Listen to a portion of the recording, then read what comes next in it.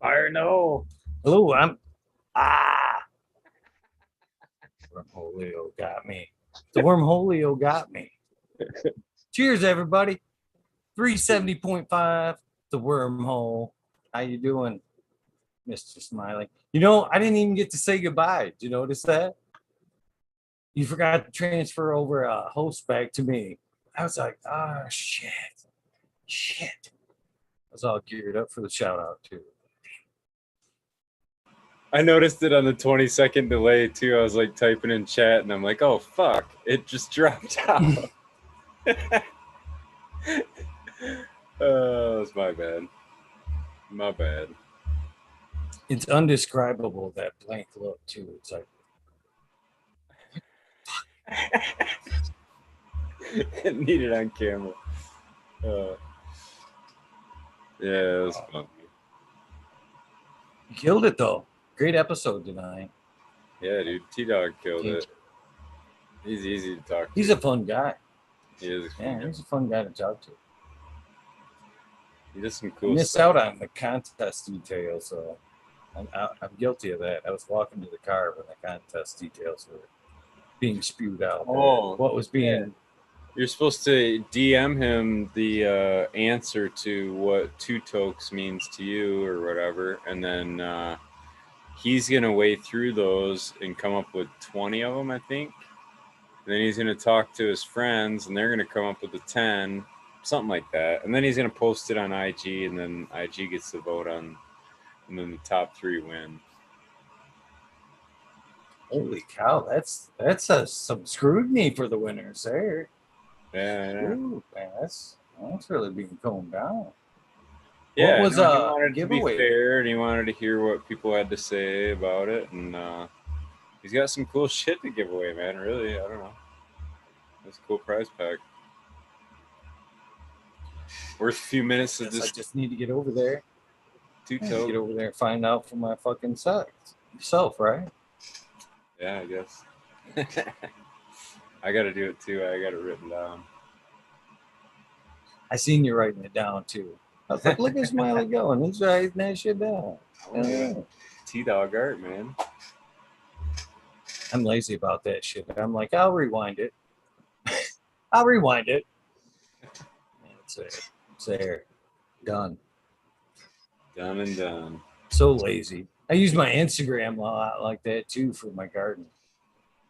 The first day of seeds, click posts. What date I drop them? Let's look back to IG. You really do that still? Oh yeah. I just write the date on the dang tag, man. I don't know. I guess I move them in shifts, so I only write the date on one tag because they're all this, you know what I'm saying? So it's kind of like at least I know what that area or tent, so to speak, would be. You know what I mean? Right. I had that catch. The only reason I did Eagle is I've had that catch me though. You know, where like some runs they just finish at a different fucking time, and it's weird to explain, but I don't know. I just haven't had them go like real consistent. There seems to be these, I don't know, different time frames that shit finishes up. Same strain, are you saying, or just different strains? Obviously, different strains are finishing up different. But even the same strains, I've had that. Sometimes I don't know. Yeah, some different phenols. Like if a room got roasted. So you don't pheno select? Am I?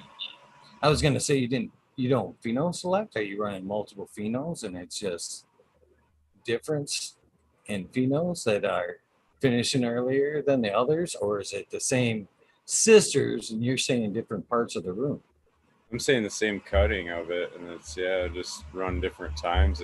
Different parts of the room or whatever, wherever they landed. But I've noticed that sometimes they're not as far along as I think they are, or sometimes they're further along than what I think they are. You know what I'm saying? Like just trying to visually do it. Because I look back at the date and I'm like, holy fuck, these are 6 weeks in already. You know, like they don't even look like that right now, or whatever. You never had that where it's kind of like different? From HPS to my LED tents are at least a week different, to be honest with you. Anything under that LED side finishes up way quicker than the HPS side. That might So be with it. that aspect, yeah. That might be it. I didn't think of that. Well, I guess. I thought yours was pretty well like set up, like zones almost. LED, maybe something else. You know, your metal highlight. You like some metal highlight in there as well, right? Yeah, there's 12 fixtures in the flower room, and then there's 3 rows of 4 fixtures is how I do it, and then the 2 outside rows are LED, and then there's a middle row that's HPS. But I got I don't know, it's like sunken down where the middle row is, so I got an extra 3 feet of ceiling height there. So that's where I run the double-ended 1,000 watts. So, I don't know. I just got them because I never had the chance to run the double-ended, so I wanted to. And they're pretty cheap. I mean, as far as light fixtures go. So is that, I can't help but ask, is that old like what do they call that? Like a chauffeur's coffin? What something like that they used to call that back in the day. In the early like 40s to 60s, a lot of like more upscale garages had like a pit dug out in the garage. You'd throw boards down, and when you wouldn't need to work on your car, you could pull out those boards, and the chauffeur or whoever was taking care of the car could actually lay in there and do your auto mechanics, you know, instead of actually having to jack up the vehicle. They just crawled in the yeah. hood. And it wasn't very deep. It was only, you know, three feet at best. It's probably the deepest I've ever seen them. But you know, they're usually like 2 feet, something like that. I have no So idea. is that what's going on there? No, now that you say that, I have no idea. I don't think so, because there's no way it's a garage. It's not. It's attached to a barn, and the way it looked, Eagle, is like where the one row I have in flower is on the. It looked like there was a door where they could let livestock in from the barn, and then somehow it would go loop around, and then there was another door to the barn, and then yeah, and the pit is where the drain and everything is. So I don't know if that was for milking or what, but it looked like they could just let livestock in one side and walk them right around the thing into the other side. And then there's the other weird part is there's 2 big ass fucking pane windows in between my flower room and my bedroom. So I had to, got them all blocked off or whatever. But I don't know what the fuck they were doing in there before. Like, it's attached to this barn. There's these 2 big. It's almost like they had it where they could, like an auction house or something, where they could bring in livestock and people could view it through these pane windows or something and bid on it somehow or whatever. I don't know. It's been a mystery to me. I look at it all the time. I'm like, what the fuck? What would they have been doing with that? Well, back to the grow side, I can't help but wonder now if it was dug down for tractor height. That might be too. That might be too for a tractor. I don't know. There's big poles that run along the side of it though, almost like there was a railing up. So I don't know Not if to fall in the hole. yeah, it might be. It might be, but I gotta walk around them all the time. But there's like 2, or there's 6, I guess. There's 6 poles that go from the cement to the ceiling around there, almost like you could have hooked up. You could run chain link, like a chain between them or something to kind of separate it. I don't know. You'd need to try a vertical grow right there. It would actually be more ideal to not have that, because then I could actually make better use of the space, because then I wouldn't have to make as big a row in between, like where I walk and shit. You know what I mean? It's kind of a pretty big space. If you filled it in, you wouldn't be able to use the double ended, would you? Would you have the ceiling height for that? No, I wouldn't. But if I filled it in, I could almost add another row of lights. So there'd be a lot more benefit to that, for sure. That was a heavy consideration, but I didn't know how to go about trying to make it, I don't know, a good thing, I guess. What's up, Bingus? What's up, guys? Always good to have another bald guy on the panel. How you doing, Bingus? Thanks. Yeah, I agree. Good to see you guys. Thought I'd jump on for a minute and say hi. Appreciate that, man. Good to see you. Appreciate it. How you guys been? Appreciate it. Good. A little sore, but not bad. Hungry. Unfortunately, my dinner tonight will include this bowl of noodles. And I couldn't find the regular red hot, so we'll be topping that off with a little red hot wing sauce. Followed up, well, we will be having this lovely orange appetizer. But other than that, it's been amazing. It's amazing. Sounds good, man. You eat like I do. I don't have normal meals. It's like I eat throughout the day on whatever I can grab. You know, there's always like fruit, or like I just had a piece of bread with butter on it. I mean, it's like not too thrilling. You eat wisely, though. What's that? You. It's wise, though. The way you're eating is wise. You're never really starving your body. And You're constantly getting a little bit in, and it's easier for your body to break that down and produce it into usable energy and get the nutrients out of it. For one, and for two, like somebody like myself that's borderline diabetic, it can keep you from falling off the charts to getting that tunnel vision. Not so good. I've always done it the opposite way. Like I'm kind of doing it tonight is wait till the end of the day and have that one ginormous meal that knocks me out. Usually. But tonight is not a ginormous meal. It's leftovers because I made it homely. It's noodles and hot sauce. One shot too at something to eat on the way from here to there Sunday. One shot. Gas station McDonald's wasn't open. I didn't really want it, but it wasn't even an option. So Well, there was somebody's looking out for you there, buddy. Right. probably Yeah. that's what I had for lunch. So I did sneak in a daily double and coffee before the tattoo shop. The daily double. And another funny side note about that. Next to the tattoo shop, they're 2 for $6. 2 for $6 right now. Special. I pull up to the gas station McDonald's on my way to the tattoo shop. Daily double by itself on the menu. Menu price. $2.75. Fuck yeah. Why sell them to me for 2 for $6 as a markup special? Yeah, pretty much. Exactly what it was. I even asked, and I just got a dumbfounded employee. That's actually a menu technique. Yeah. People assume the meal or the package is, gonna be the value, right? Like it always used to be, or always, it's just an assumption. So people go for that. I'll take the number 5 or whatever. Yeah. Massive noses. We've been hypnotized, indoctrinated at youth. And they'll change the number and then change the price too at that same time. Watch, whenever they change the price, there'll be a different fucking number on the menu too. I taught my daughters how to compare a shop. Ounces for ounces. You know what I mean? Put it all together, add it up, and which is the better price.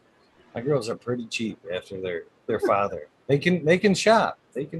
I'm proud of them. Frugal. If I taught them one skill, I won't use that word. They are cheap. They are flat out cheap. Yeah, there's actual studies on that shit, man. It's fucking wild. Like studies on human behavior and stuff, like the whole bargain deal shopping. Like, there's reasons they fucking put red flags by it and different things. And it's well thought For out. suckers like me. Yeah, it's well thought out, dude. They know it. Propaganda Serious, is man. Sorry, Bingus. Go ahead. it's a science. Propaganda is a science. I mean, it's Yeah. Bernays was I think he was the cousin of Sigmund Freud, and he went to work for the government on how to control the populace, basically. And here we are. So, He's bragging about it too. yeah, I mean, there's a book. I've read the book. It's a deep thing, and mass hypnosis. I'll just put it. That sums it up. But the thing is, it's not everybody can be hypnotized if you understand what they're doing, right? Dude, I try to stay out of arguments. I just was talking to a buddy of mine, and he started going down certain holes that I just don't go down anymore, because like I know the reality of it, and I'm just like, dude, I don't want to go there. You know, people will get to reality eventually, but what we're seeing isn't real. I mean, there's so much fucking bullshit. It's just Indoctrination. Yeah. it's just, God, it's funny to me. I'm just like, wow, okay. It's crazy. It is, but it isn't, Bingus. Like I've seen really, I don't know, it's crazy stuff. But like, for example, a friend of mine was like follows a lot of far right wing stuff, I guess you would say, politically, and was like, I don't even know. He was telling me some kind of conspiracy theory, and it was about like vaccine and whatever, and I just kind of chuckled at the part where he got to the nanobots, and apparently that it kind of offended him, and it blew up into this thing that it didn't need to be. And now looking back on it, I'm just like, how the fuck did that whole situation even come about? You know what I'm saying? Like I had no intention to offend him, like, and you know what I mean? But it was like, I don't know. And now it's like in this weird thing, and I'm like, over fucking nanobots. You know what I'm saying? Like, it's like over fucking nanobots. Like, really?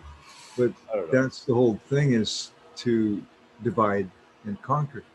I mean, that's the basis, right? So that's what they want. That's what they want you to do. You know, that's why, like I say, I try to just stay out of the conversation. Like, okay, good, okay, thank you. You know what I mean? Because I'm going to slip up. I'm going to speak my mind, and then people are going to throw rocks. And it's like, dude, I try to be very easygoing as much as I can. You know what I mean? But there's certain and people that troll me. God bless you. I mean, I hope you get well. I mean, it's just, I'm sorry that you've had such insecurities that you feel you have the need to say some of the shit that you say. All right. That's how I look at it. All right. Most of the time, I don't even read it. All right. Just, Oh, I read it. I don't. I mean, if it's I always read it. some guys go into fucking novels. So it's like, yeah, fuck you. Yeah, I don't even. So there's a lot of wounded people. All right. And if you are semi-balanced, that's going to piss somebody off somewhere. And you say things right or whatever, or the wrong way or whatever. If it doesn't fit whatever side of the wind that's blowing that day, you can get like what you're saying, Smiley. You get into riffs that I had a riff just a few weeks ago, and I'm just like, you know what? Okay. What it does for me, it's like, okay, you want to be that way? Go ahead. All right. It's not like I need more friends. I mean, that may sound cruel, I guess, but it's like, I'm not going to lower my vibration to fit yours.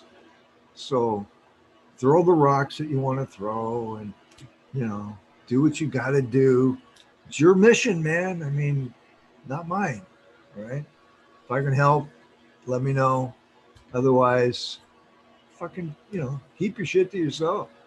So it's, I don't know, kind of going off on a tangent, forgive me. No, I agree. I can guarantee one thing, Bingus. I'm not going to agree with everybody. So, I mean, I don't know who does. So that, you know what I mean? I don't know.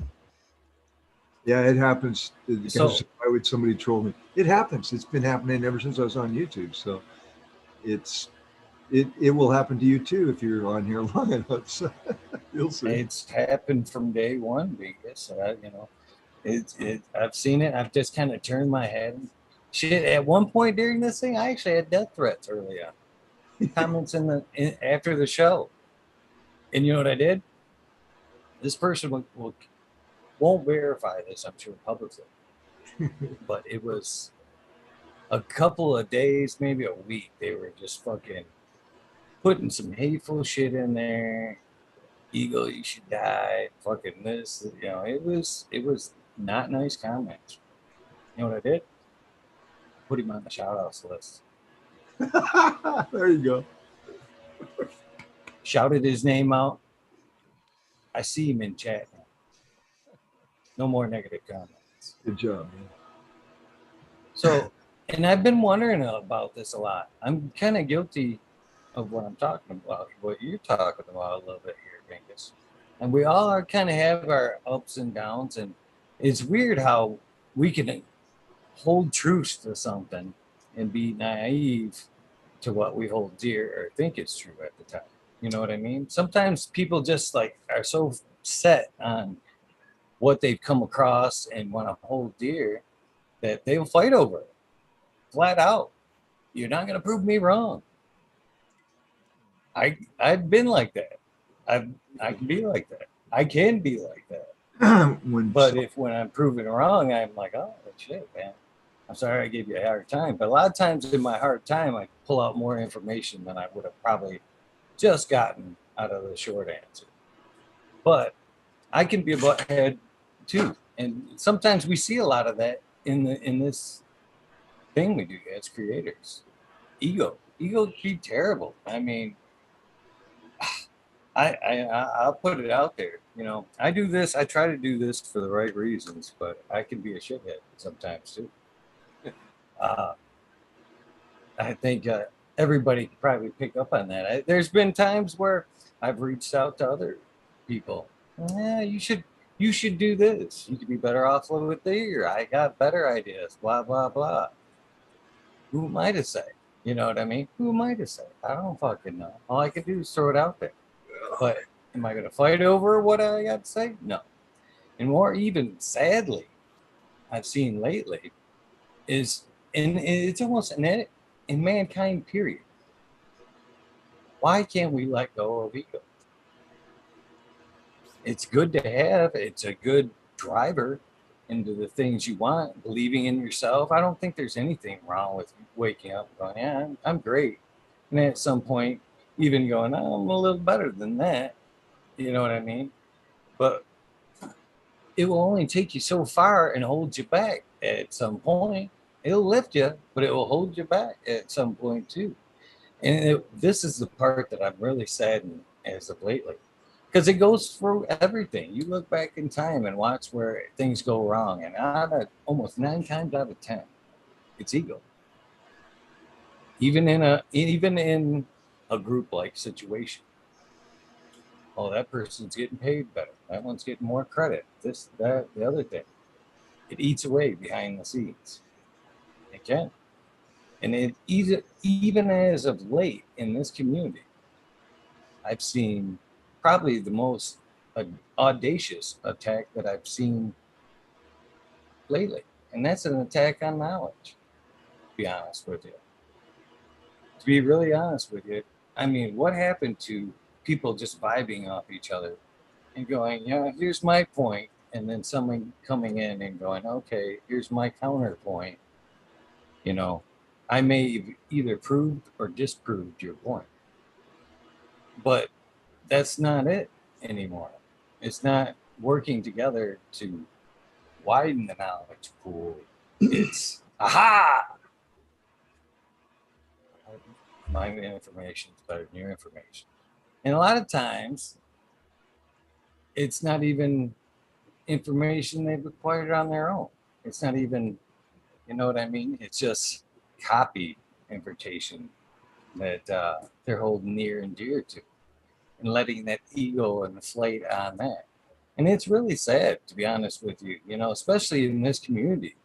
You know, we try to push each other forward for the right reasons, get knowledge out of there. Sometimes it might be wrong, but with a polite, hey, you know, that wasn't right. I see it in chat all the time. I've been corrected 1,000 times in chat. Do I ever get, fuck that ain't right?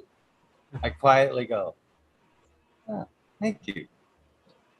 And I think to myself, you dumbass, you should think twice before you speak and be so firm on what you're saying.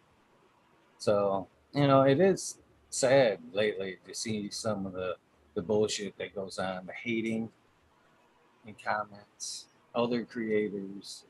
You know, we're all trying to do the same fucking thing, spread some love and knowledge. And it's pretty shitty when, you know, self-promotion or ego, it tries to squash somebody else's bullshit just because. Where does that come into play? Where does that push you forward, pushing somebody else down? I don't get that, to be honest with you. I really don't. I don't get it, and it's sad to see. You know, especially with good folks like yourself, Bingus. You're an awesome dude. To see somebody trolling you is I can't even think of why somebody would do that. You know what I mean?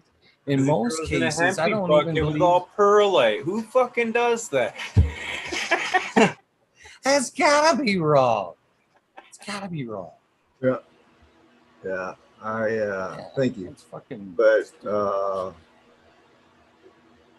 I don't know. I don't want to go too deep here, but yeah, man. Reality is here's the thing. People, you know, they believe, right? And belief is a dangerous thing. I mean, got to be careful because you can end up, you know, fighting to the death for something that's just not true. And I mean, if you're looking for truth, here's an example. If you jump off a cliff, you're going to hit the bottom. Undeniable. That's what truth is. Okay. The rest is conjecture or opinion, which we all have the right to have. All right. But when someone challenges your opinion with hard facts and it rattles you, it's not a good idea to get aggressively offended. Just saying. All right. Because it makes you look very small and petty. Not only that, if you think you're such a great grower, other people will tell you you do not need to broadcast it to the world.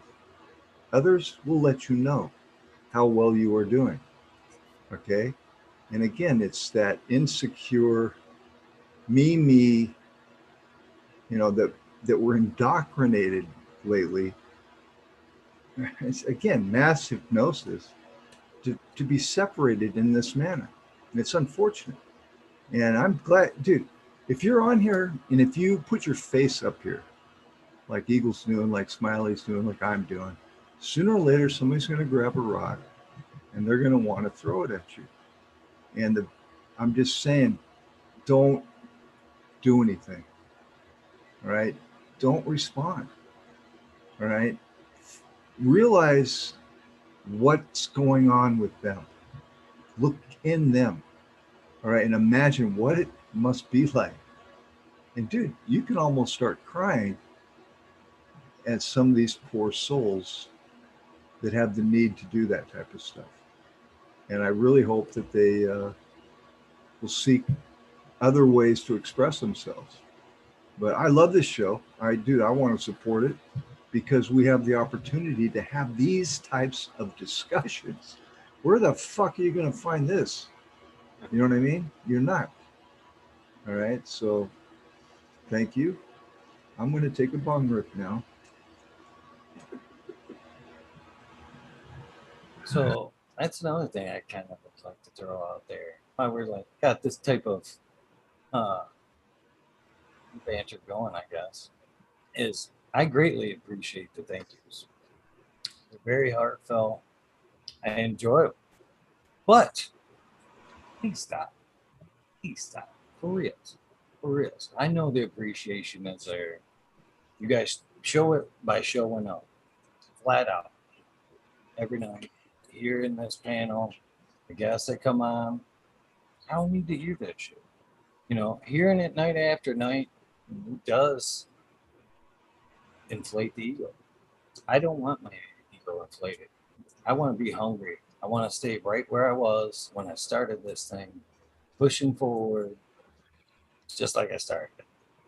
You know, I don't want to get to some point where, oh yeah, let me thank yous. Everybody come on, fuck that shit.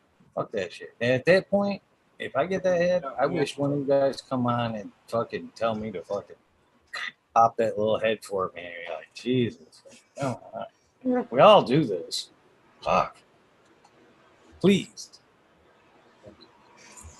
All right. What do you guys want to talk about? Thing is, you see how these blue miles back here? Huh? You see them all spreading out, getting all fat? I see the mirth Which one is boxes. it? Oh, that tall girl back there. See the tall girl back there? They're loving it. She came right back. She came right back. So they're looking beautiful, man. I think the Smiley? bingus that I got too is starting to get new growth going. No fucking way. She's starting to get going, bro. I've been foliar spraying the shit out of her too, like fucking giving her aloe daily and stuff. Like, come on, baby, come on. She's Good. been getting nursed, but Good. she's starting to go.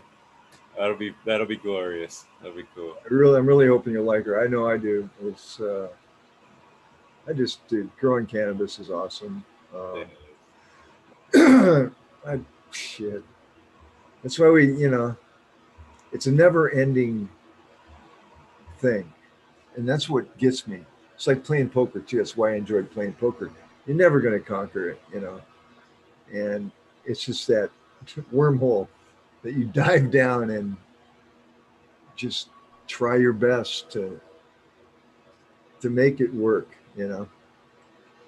And dude, I really enjoyed all the strains that you sent me, Smiley. Thank you so much. I want to say that. I think I'm on the Tuscadero or what's that one? Tuscadero. Yeah. Yeah, tasty. Yeah, that's a good one. I like it. Tasty. What would you say its flavor is? That's a good one. I don't know. It's very tasty. It's the raspberry top. Just the top. Yeah. Smell, taste, fucking knocked me on my ass. I mean, big time, which doesn't happen very often when I smoke weed. So I was like, wow, very good. And that's what I need about 6 of these. I need to create about 6 of these types of strains. That's one thing that raspberries is really, it is potent and it's a fruit. You know what I mean? It's more in that fruit kind of category or citrus kind of, where typically guys are like, oh, the fruits aren't stony, they're not potent or whatever. But I don't know. She tests at like 26. So's the bingus smile. It's a very tasty, like one of those, whoa, okay. Yeah. So I don't know, man. I try not to be biased, but I'm sure I am. It's kind of hard not to be. That's why I want to run some regulars like you were mentioning. Not just my gear. I just popped a bunch of New York City diesel, some more 8 Mile High from Mandela. You just got all the mold beans you were after too. Yeah, I'm gonna run them all. Fuck it, I am. So I'm clearing room.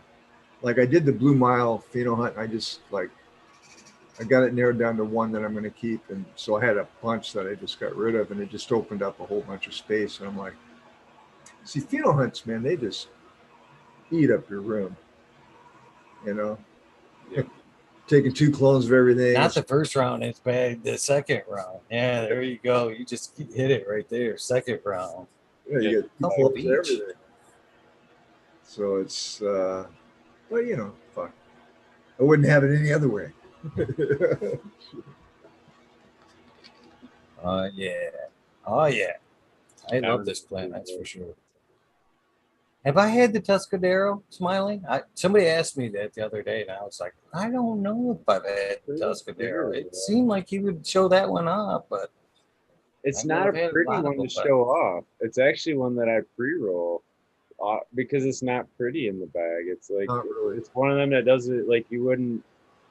It's not the bag appeal. I mean, they're smaller nugs and whatever, but it's so fucking tasty. It's like Very tasty. I can roll a pre-roll and bring it, and every time I pass it, somebody's like, "Oh, what's this?" You know, I'm not even sure what the smell is. It's just a. see, I get like a hint of like a. To me, I guess this was my hopeful thinking on it was a black cherry because its lineage is the black cherry cheesecake cookies, which actually is thanks to Midnight Roots has got me hooked. He has a cut of that that's so delicious and it's beautiful purple. And I was kind of after the same thing, so I got a cross that they made of it, Scapegoat Genetics made of it, and that was the closest resembling Pinot to the taste profile. I don't think it's as delicious as the actual one Midnight Roots has though, but it is good. So.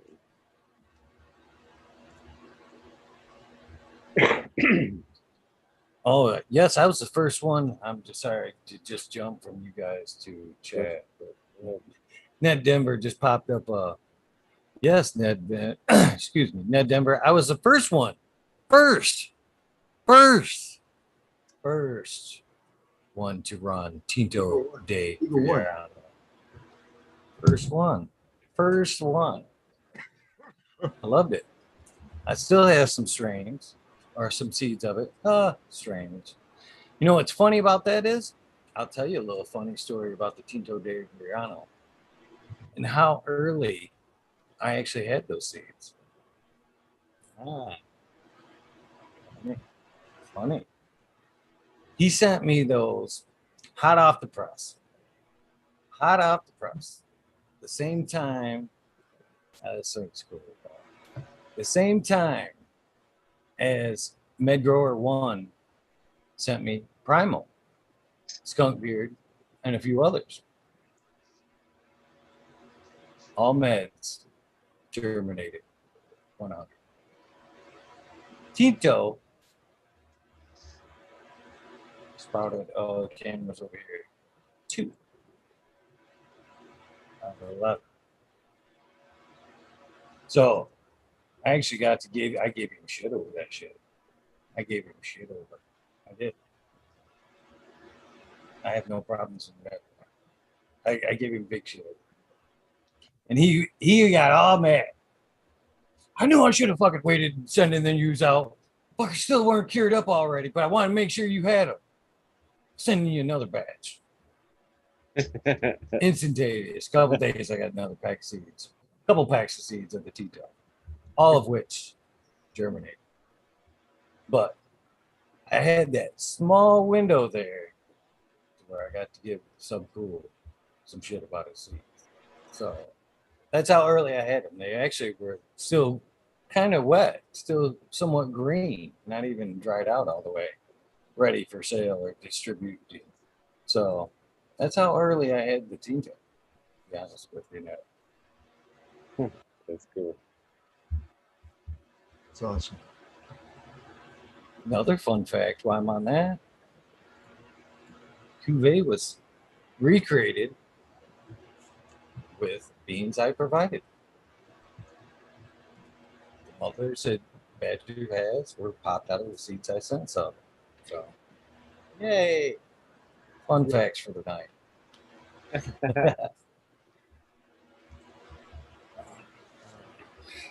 Funny shit. Smoking on some Godiva tonight. So how many Pretty tattoos good. now, Eagle? I want to know. I lost count a long time ago. Oh, To be really? honest with you, Bingus. Yeah. At last count, it was like 40, and that was it before I got into the legs heavy, and then everything. You know, I started blending them together and sleeving out the legs. And once I started sleeving out the legs, I just couldn't get a count. It's all going to become probably one at some point. illustrate. actually seen this one. Oh, with fuck, wrong side. I hate this camera. It's always back to the twin. It's over here. This one. I was kicking around a few ideas on what I was going to get today. And it was down to the chakras, maybe up the back of this arm, which I kind of liked, but good filler, good tattoo. I liked it. Appropriate with what else I've got going on here, but not strategically right. I kind of would like them up the back, you know, right up, maybe even stopping at the neck, or maybe even on the back of the skull with the crown. Oh, that'd But be cool. yeah, I don't think it'd be that bad. But I'm worried about the overall back design. as long as it doesn't interfere with the eyeball that you You use it for like a patch. Make it just look like it's covering up the eyeball. But so that one didn't happen, obviously. But it fits better into the scheme of things now with what I got going on. So it was either that, the chakras, or I was gonna rework the demon on this side. There's a fucking huge, you can see the top of the hood right here. It goes down quite a ways. And that is my worst tattoo. I'll tell you that flat out. That's my old artist. worse than the He bunny. called me down on his fucking, oh man. Yes. He called me down on his birthday, knowing it was his birthday. He set the appointment up. I drove 2.5 hours. Typical tattoo guy style, Smiley. 2 hours late, I had to go pick him up from his fucking house and bring him to the tattoo shop. I don't think he was going to come, but I wasn't leaving. I think they told him that on the phone. Yeah, he's been here like 2 fucking hours. He ain't going nowhere. He ain't going nowhere. I wasn't going nowhere. I was going to get your fucking ass. Come on.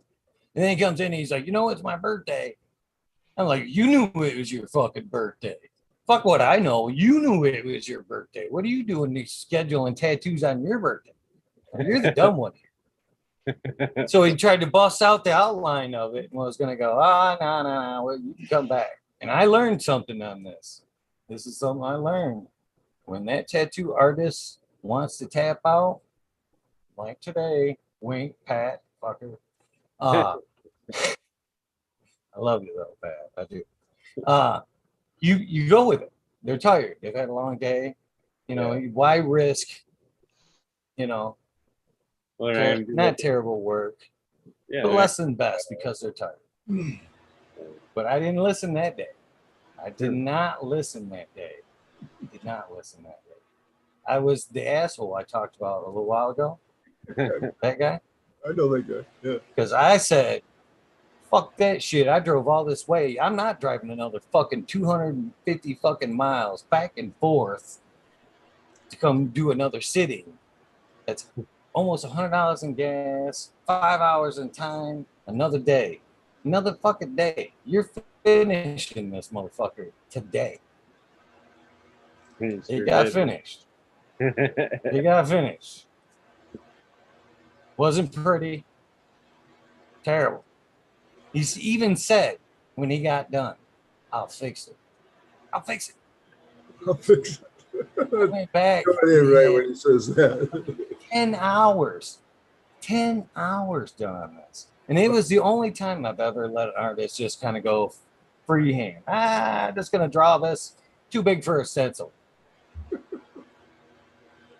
You want to see it? I'll show it to you. It's fucking ugly.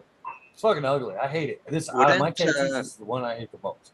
Wouldn't it be bigger? What's up, Red? Hey, what's up, guys? Wouldn't it being bigger help if it was a stencil? I don't know anything. I'm Yeah, he know said nothing. it was too big of a tattoo for the stencil. And this was the second attempt at being cleaned up, and it looks a lot better on the second attempt. See, But It's not bad, but it's definitely. that was the second choice. Yeah, it's horrible. It's fucking I horrible. could see it's deep red something like a stop being- sign. too small to do detail with the stencil. So it would sound like if it was bigger, it'd be easier with stencil, right? Most tattoo guys want you to go bigger because it carries the detail longer.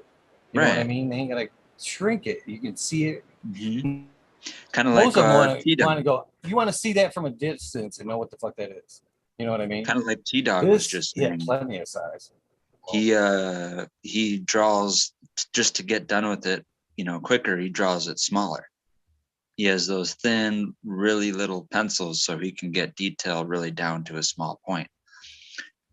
There's a Japanese glass artists that do the same thing, and there's usual pieces of glass that get thrown away that are like 1 to 3 millimeters in diameter, and these Japanese artists use those pieces as like glass pencils to actually like draw like detailed, high real, basically almost photorealistic pictures on glass. Nice. You got any Another thing I tattoos? learned from that tattoo. You got any tattoos, Smiley? I do not know. What about you, Red? You got tattoos? I'm a blank slate. I've thought about it, and I just don't know. I haven't had one thing in my life that I feel like is so important that I gotta portray it on skin. You know, maybe if I ever did have something that monumental, I would probably do it. But I'm just a pussy and I don't want to get hurt. and I never wanted my first tattoo to be something that's like just like, you know, like I said, I realize that people got tattoos as the thrill and the you know, ability to get a tattoo even when you're like 16 and your parents can sign off on it. And I always thought like, man, I'm just gonna wait until I've talked about it with Eagle. It's like until I have a reason to get a tattoo, combined with knowing someone that's extremely skilled in that art of doing tattoos. Unless those two things match up, I don't think I'm going to get a tattoo.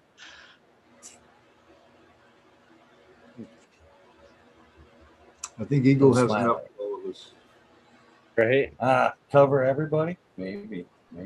I can get my tattoos, was that surrogately or whatever, and just enjoy Eagles. Live vicariously. Vicariously, that's the word. Yeah. I'm good with that. So that tattoo right there, Smiley, by the way, both times were that shock I was telling you about. And there's a couple things I want to others say about that tattoo right there as well. Is I found out that red dye beat into you like that and on a large scale like that is just as bad or if not worse for you than eating a large amount of red dye. And I felt weird for like a couple of days after that large amount of red dye, to be honest with you. I don't know if it was just that, but it was it's a lot of red. Yeah.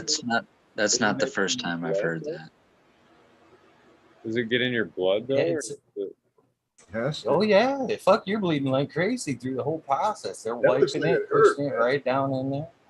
Huh. And yeah, he hamburgered the shit out of it. And when I got home, like I was telling you earlier, I had part of the reason for the late restart was I jumped in the shower because I couldn't wash my current side in the sink, and I had to shake off that hypothermic shock a little bit.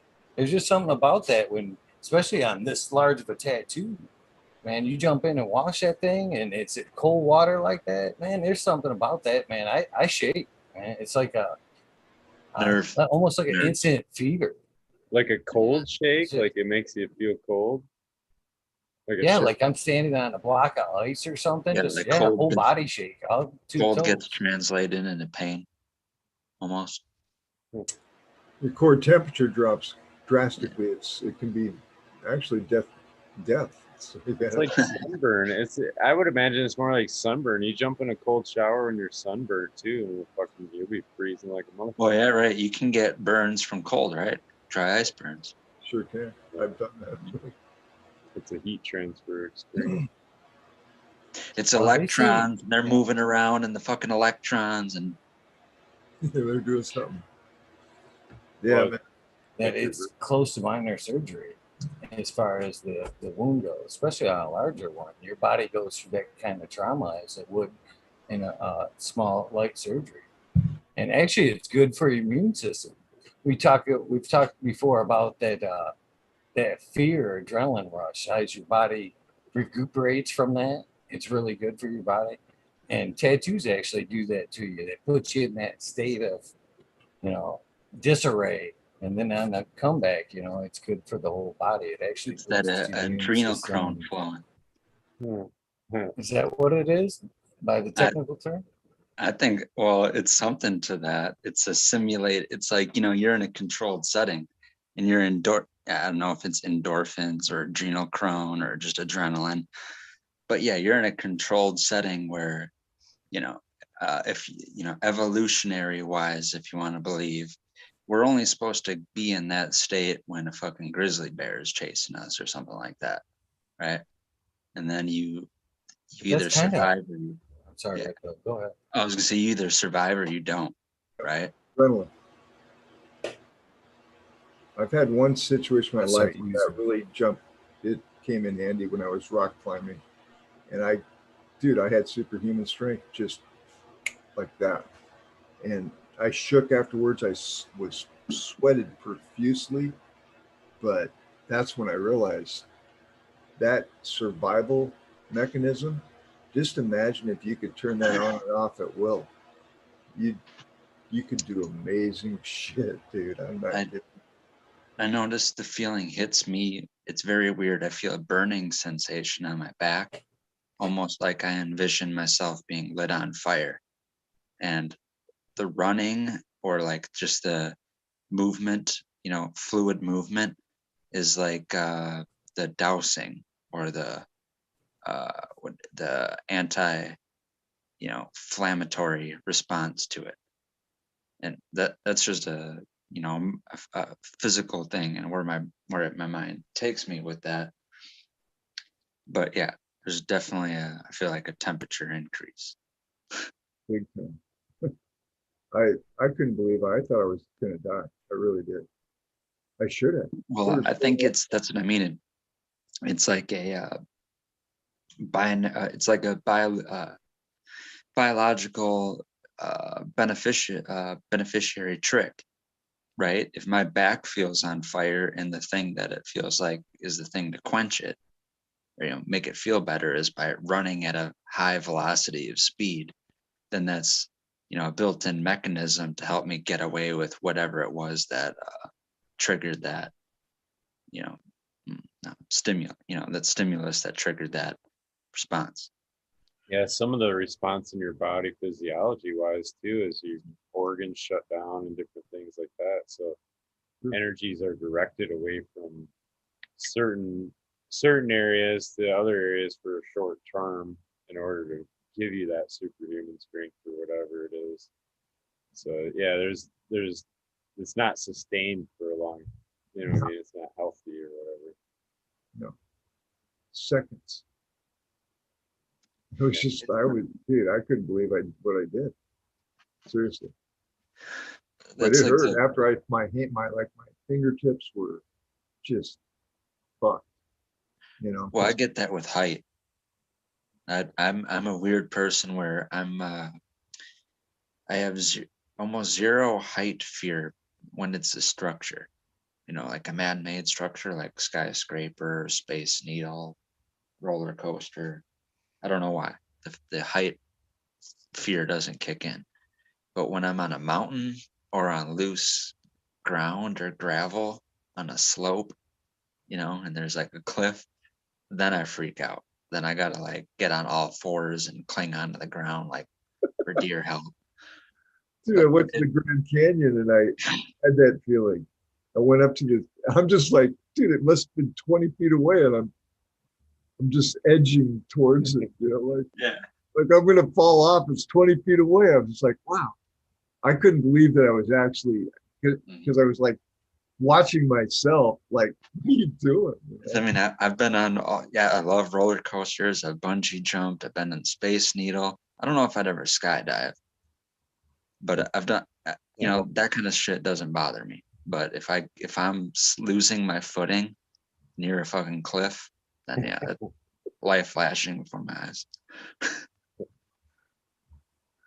No, 426. No, dude, I was a young guy. I don't do that shit now. I smoke weed and go on Eagle One, talk to you guys.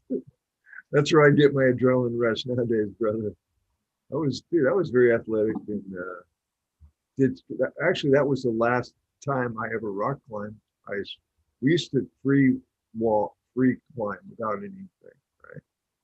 That's so stupid we were. And yeah, that was the end of that. Because you can get yourself into positions that you're gonna kill yourself. It's not good. Like Never hang been gliding. rock climbing, but it was fun. Sorry. Oh no, I cut in on you guys. I'm sorry. I was just quietly agreeing in the background. Sorry. I'm getting terrible at this here too. I think I'm gonna start using the raise hand feature. Yeah, I do that all the time. I want in, Cal. My cat, when he licks his butt, he sticks his hind leg up like he wants to ask you a question. It's just like, Hind leg. yeah. And I'm just like, I look at him, right? And I go, do you have a question? And he looks at me. And then he puts his leg down and then he shrugs and kind of goes and walks off. And I'm just like, God dang, these fucking animals, man, they have personalities. You get to know them, it's crazy.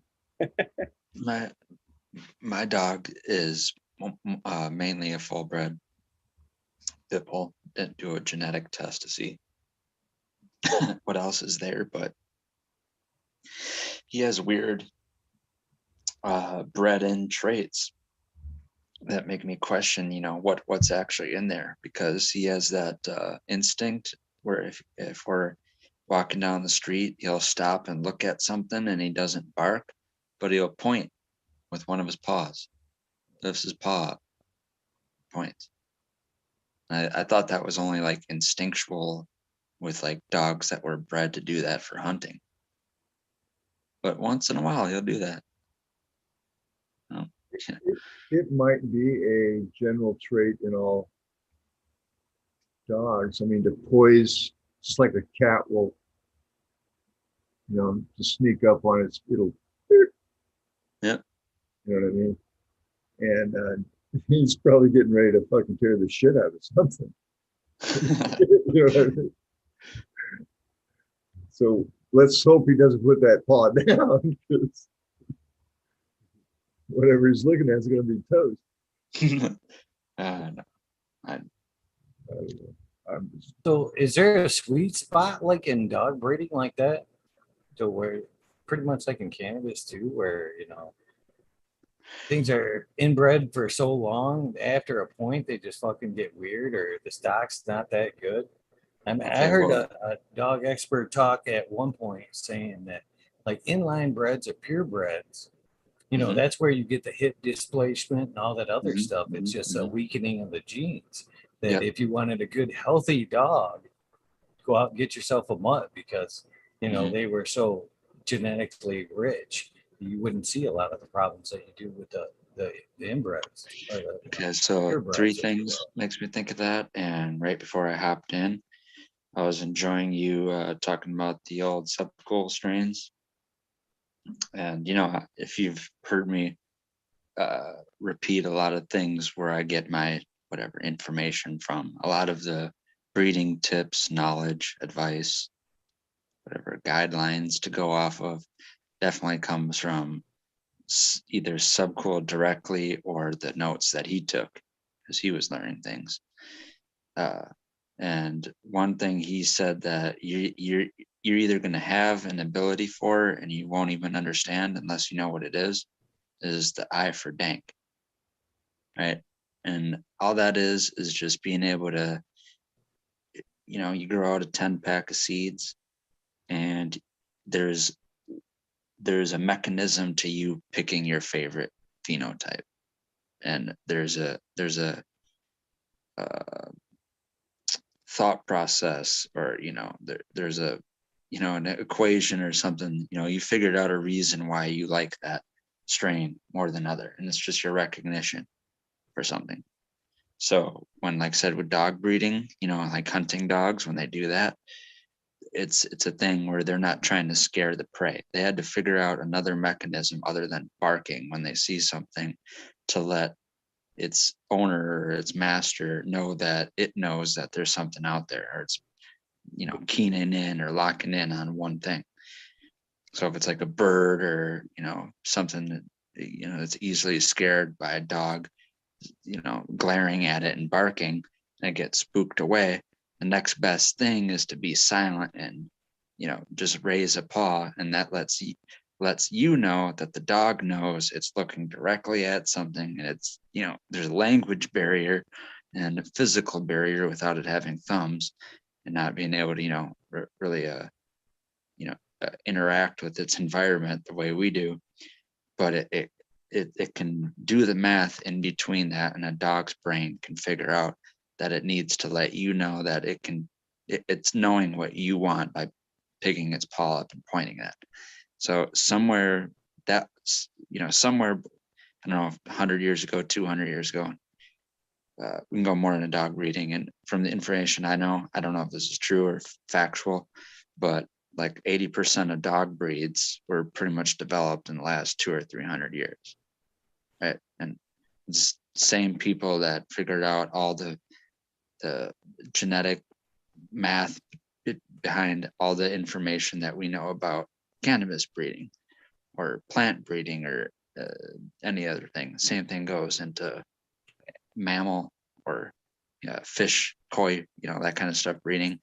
But somewhere back, you know, at some point had a dog that did that, and they recognized that that's like a very preferred thing. Like, it's like, oh, great, we've had like a generation, or, you know, like 20 hunting dogs. Make it so that we barely have enough food to go through the winter.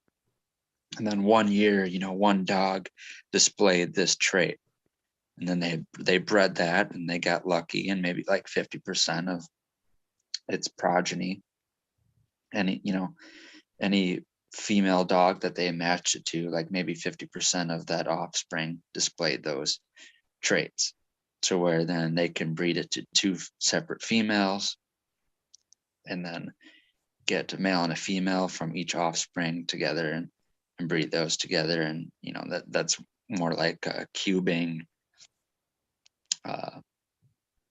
in cannabis senses.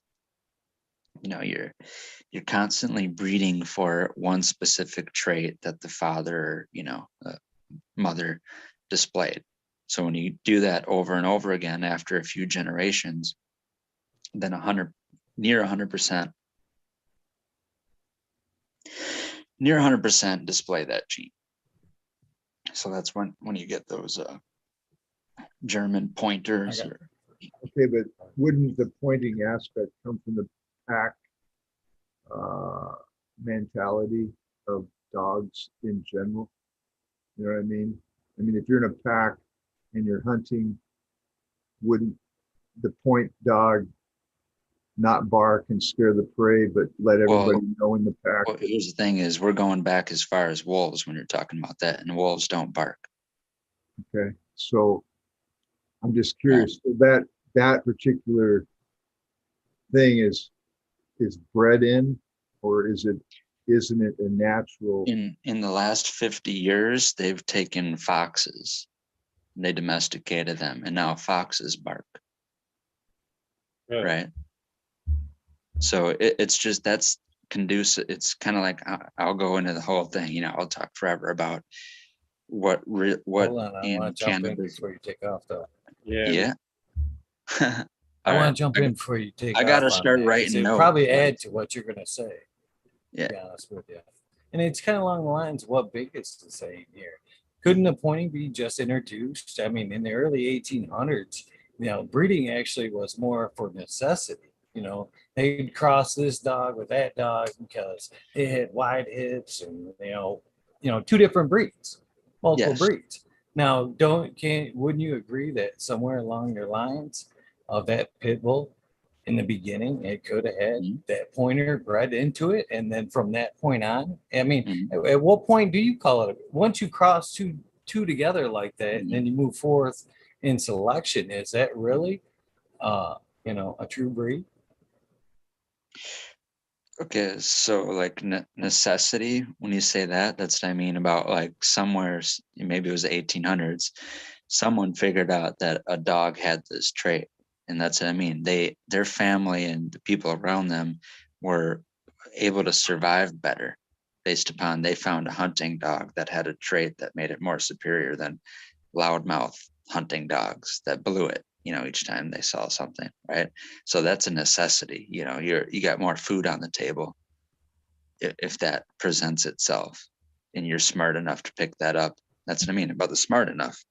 That brings me full circle. Thank you for interrupting, because that brings it full circle to what I said about the eye for dank. and that's what I mean about the cannabis. And I'll, like said, is I'll talk forever, or until I see more information, not scientifically, or I'm gonna divert from the white papers, anything, and the only thing that'll change my mind is further experience in my lifetime will be the only thing that changes my mind on this subject. But what people call dominant and recessive traits in cannabis, as in like Cannabicaceae hemp, subspecies marijuana / cannabis, what we're smoking is, we want weed with recessive traits. Okay. Because recessive traits are the ones that you got to breed for, humans got to breed for. And dominant traits are the ones that nature will breed for acclimatization or preservation or evolutionary adaptabilities, to do a certain thing. Now a gene pool only does this new thing. And like I said, with the German pointers, or the ability to point like that. Now there's a new evolutionary gap, or it made this new leap to where now it's outperforming everything else that pre-existed. Wouldn't that be a dominant trait, though? The ability. Yes, that's what I'm making the case for. All right, those are dominant traits. Go ahead. Okay, we're breeding. We're looking for recessive traits, because if that were the case, then we could just sit back and do nothing. We don't have to touch the plant at all. We can go into the jungle somewhere untouched by man and find the dankest weed that's ever been made. We can find those 34% GMOs out in nature, if that were the case. But out in the normal, you find the exact mirror opposite. You find a breeder's worst nightmare. You find monoecious cannabis, where cannabis is trying to be both sexes on one plant.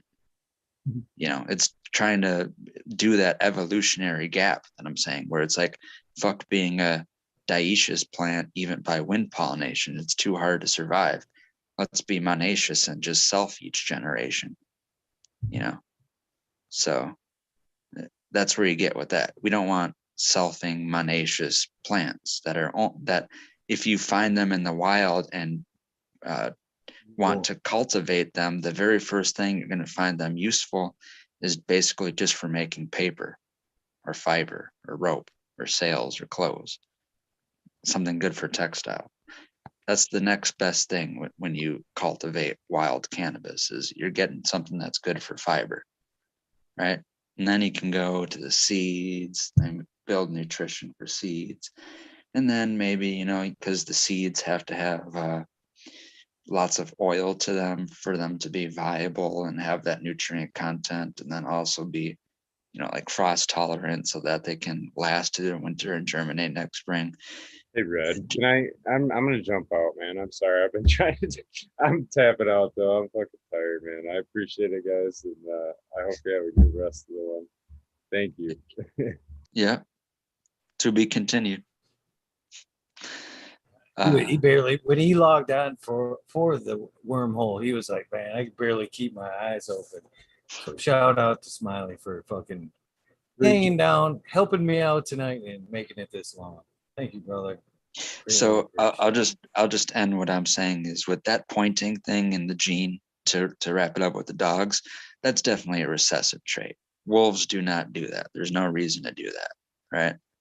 The wolves have predatory adaptabilities where they can run fast. They got a lot of muscle, sink their teeth right into the jugular, kill the prey right away. You know, they don't need to tell their owner. That would happen because of domestication and a dog's willingness to please the human. Yeah, to breed dogs, to make a poodle, you got to select recessive genes. You start with a wolf today, go find Siberian wolves. Right now, if you were to start domesticating Siberian wolves, and you're jump starting, what we started, some people say 6,000 years ago, 40,000 years ago, whatever, when we started, co-evolving with dogs. But, you can get to poodles right now from Siberian wolves. It might take 40,000 years, like they say.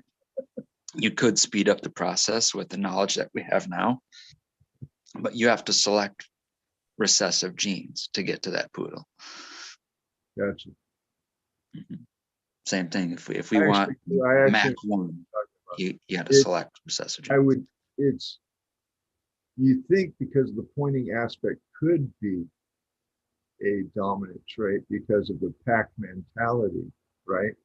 But if the pack came from wolves, which don't bark, that throws that out completely.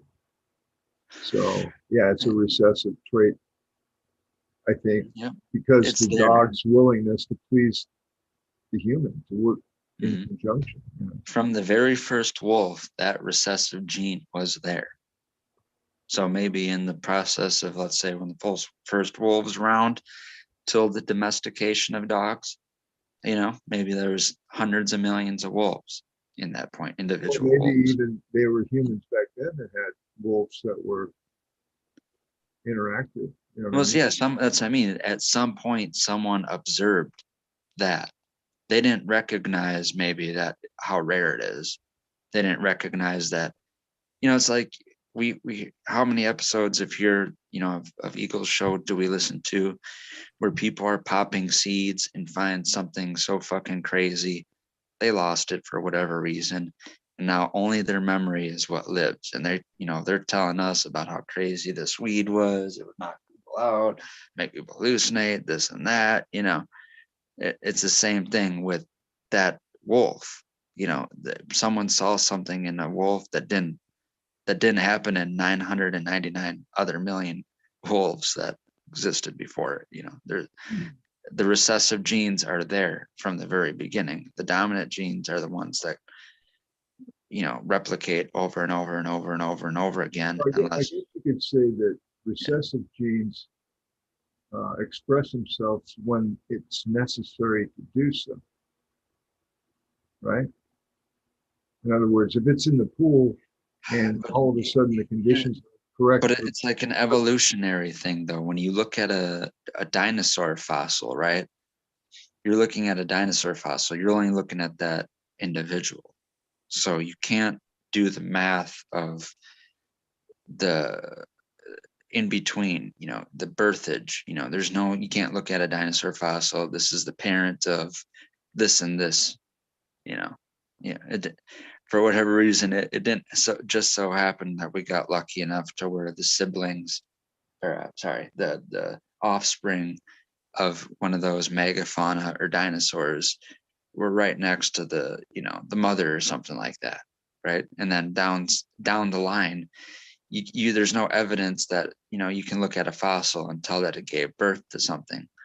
So the same thing is with that plant, or plants. I'll just bring it back to the dogs, but it's very rare in nature that those really crazy recessive genes both get to make offspring together, especially with like wind pollinated dioecious plants like cannabis, because let's say like in somewhere like Malana Valley in India, where they got millions of plants growing on mountainsides, and in that, let's say if there's one of those plants that if it's sterile, if it is itself sterile or a sterile variety of that same phenotype, it can make 20% cannabinoids, right?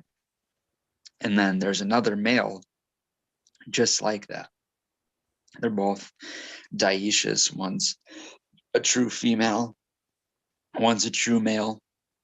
They both are male and female representatives of the same phenotype. But let's say they're separated by, 500 feet, more than a football field. For you to be able to go up to that plant that you find and then pull every single seed out and get so lucky that that one male 500 feet away blew one pollen spore out, you're growing out every single seed out. You're just hoping you get lucky that one of those pollen spores from that male landed on that female, to where now you're growing this, basically what I'll just call F2 to make it simpler, because who knows how long the plant's been there in the wild. You're growing those F2s, and then you're going to find something where now you're going to be able to build a stable variety of high cannabinoid producing plants out in the wild.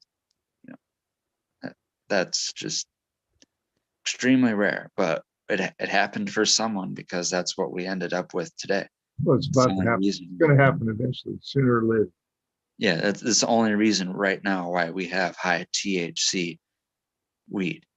I mean, and you can do this right now. You, in the same way where like hemp and cannabis, there's a weird dividing line, because a lot of people are having hard time trying to grow hemp that grows, or produces less than 0.3% THC.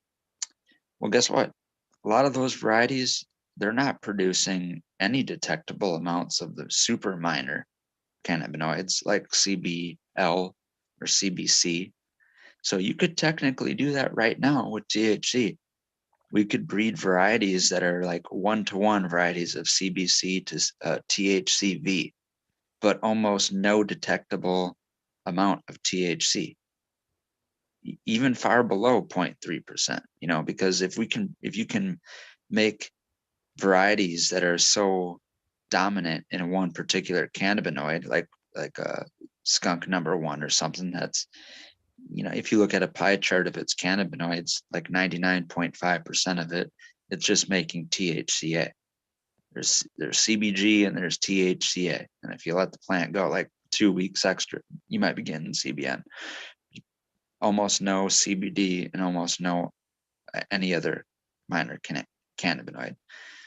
So you can do that, even though it's not done yet, because we're still taking baby steps, and we're only talking about stuff that's been happening for 5 to 10 years.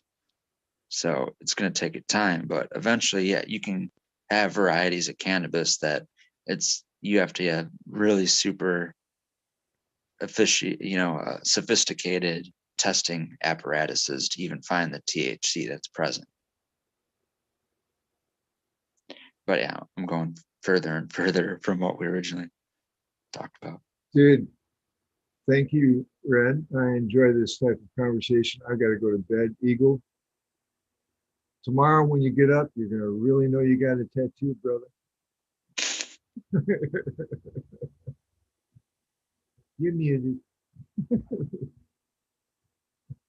Yeah.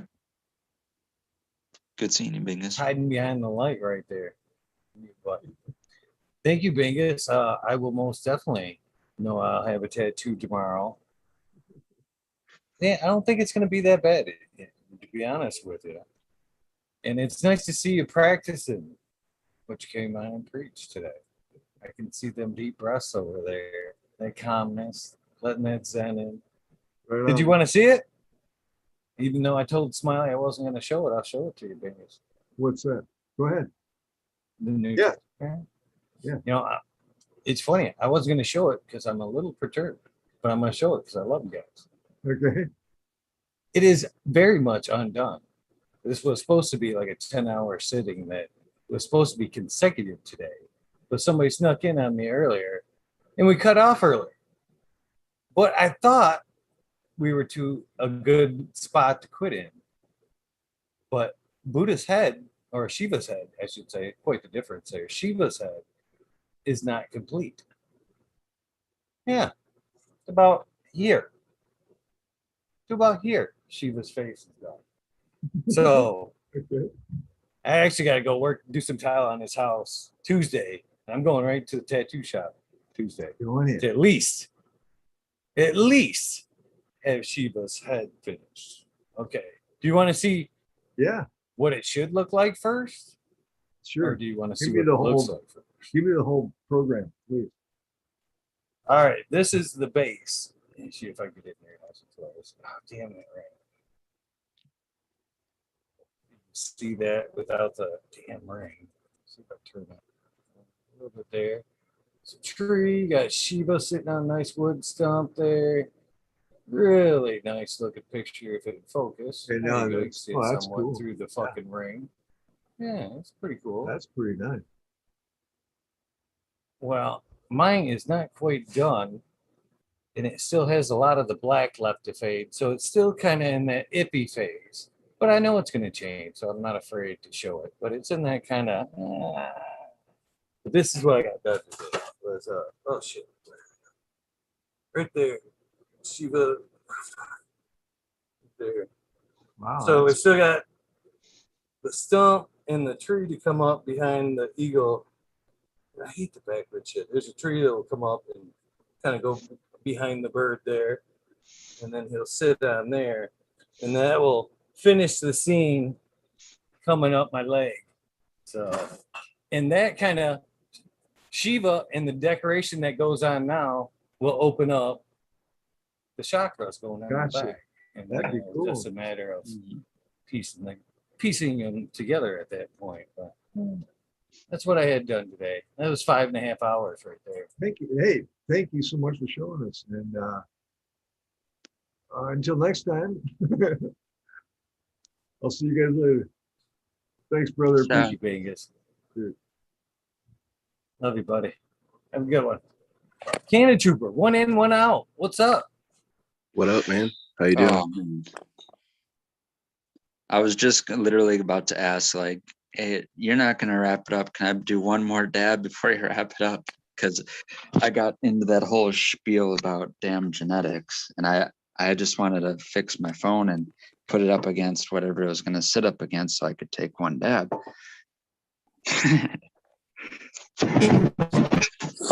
I'd be offended if you didn't. Redpill. Take it there. Man. Good, because I might be able to sneak two in here.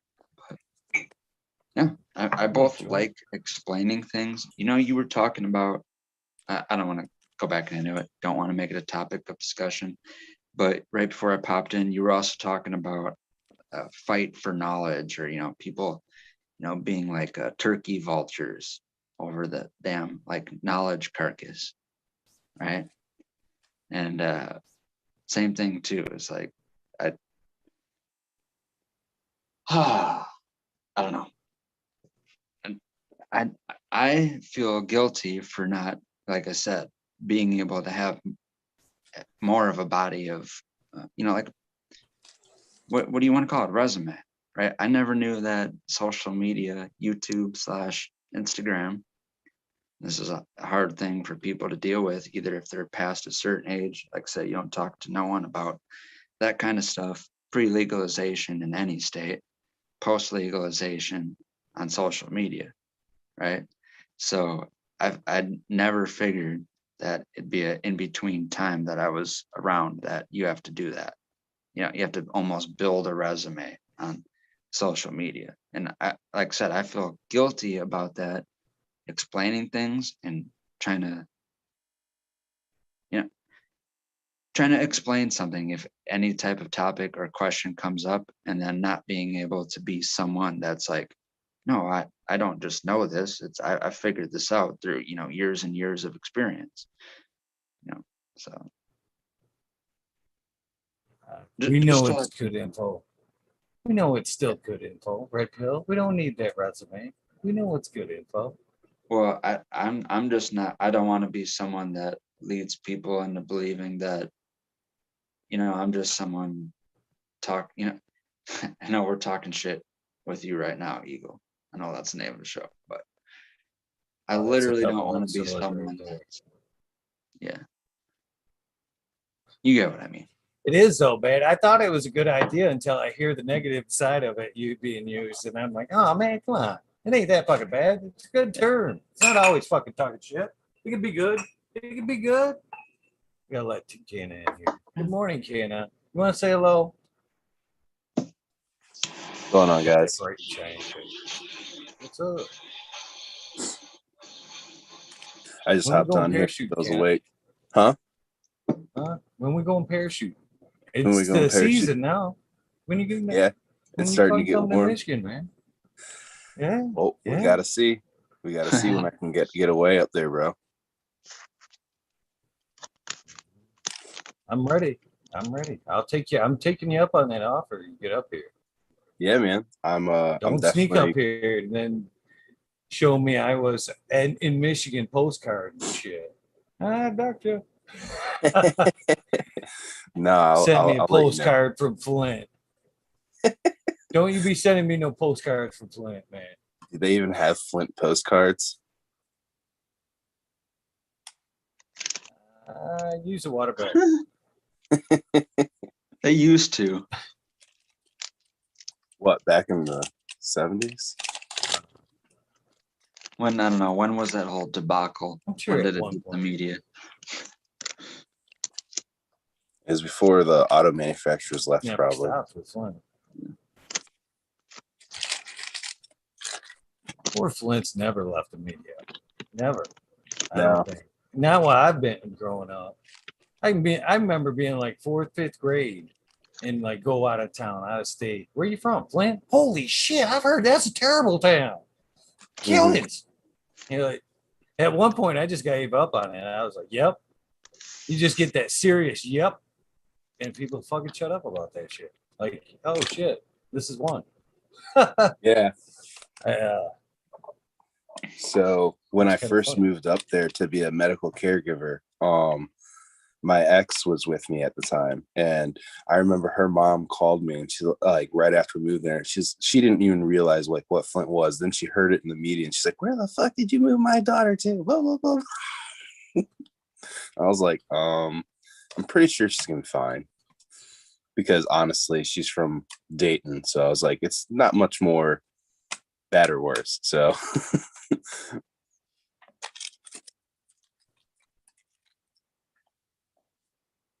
See what time is it? So Chad's saying that you're gonna push me out that plane, Canna.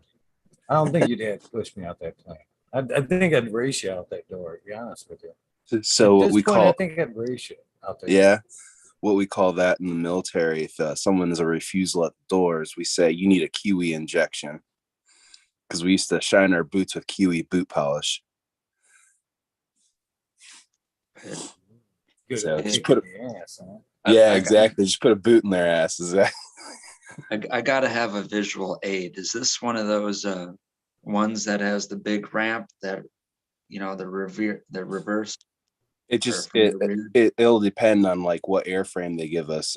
If like we and Eagle go jump, they could either be anywhere from like a Cessna Caravan all the way up to a extra large Caravan that has a tailgate. Okay. So it just depends on what airframe they have, because a lot of times those skydiving places, they'll have another plane in town from another skydiving place and everything too, because they like to travel around and help each other out. Yeah, it's a lot of fun. The tailgate ones are the best. Yeah. They've got a little bar underneath the bottom of the tailgate a lot of people don't know about. So like I like to hang on that thing and scare people, especially if you're a first time jumper. Kind of hits for a minute before you take the ride. Yeah. Yeah, it's always fun to Actually screw. fly. Oh yeah, dude, it's so much fun to screw with like the newbies and stuff. They're like, "How many jumps do you have?" I was like, "I don't know, like 100." But this is my first time like going up with like without a reserve. You want to come with me? All sorts of shit, or being like, "I don't know, man. Last time I jumped, I blacked out." You know, like they're asking you advice, and you just fuck with them the whole way up. Try to make them nervous, little things. Yeah. Of course, why wouldn't you? What kind of teacher would you not be if you didn't scare the fuck out of your students before, huh? Yeah, well, honestly, the whole thing about it is like you do it because you don't really kind of want a little bitch to be up in the plane with you, because if they're a little bitch up there, you got to handle it. You got to push them out, help the instructor push them out the door. I've totally had that. Like we were fighting this guy because no one can be landing in the airplane when it goes to land. Once that door opens, everybody's out. Cheers, 420. I'd hate to be the sissy that walked out the back of that plane after it landed, to be honest with you. That actually does, that never happens unless like somebody's like having a heart attack or they're fucking dying. Even when that happens, they throw them out the door because it's quicker to get down than to fly down. Ah, True story.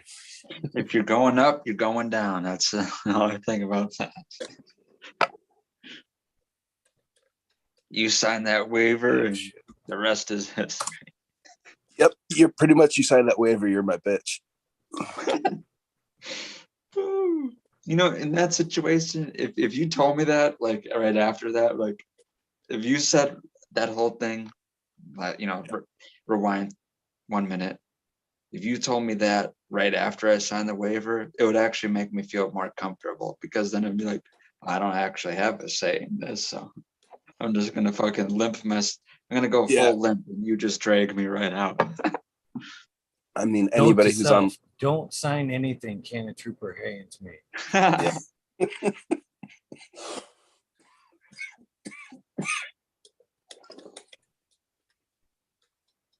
It actually sounds fun. I could get talked into that. Like I said, I've bungee jumped. How much more different is that than bungee jumping? Completely different. I think the best way to compare to bungee jumping is if you skydive off of like a hot air balloon. That's the most similar thing, because it's just like when you go up in a hot air balloon, you're just like watching yourself go up the whole time. You're like, oh fuck, this is gonna suck. I passed that opportunity. I lived in Colorado Springs, and that's like one of the hot air balloon fucking capitals of the world. Didn't take that opportunity up. Regret it. Dude, hot air balloons are the shit. I don't know why, like, that's not more of a thing. Like that's so much fun.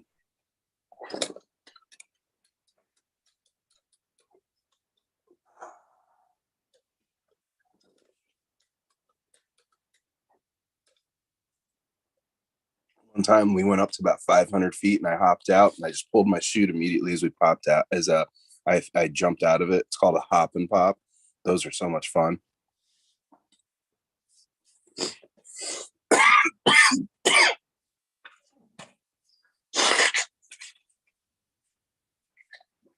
Oof, that brought on the sweats. Man, I got down in my room.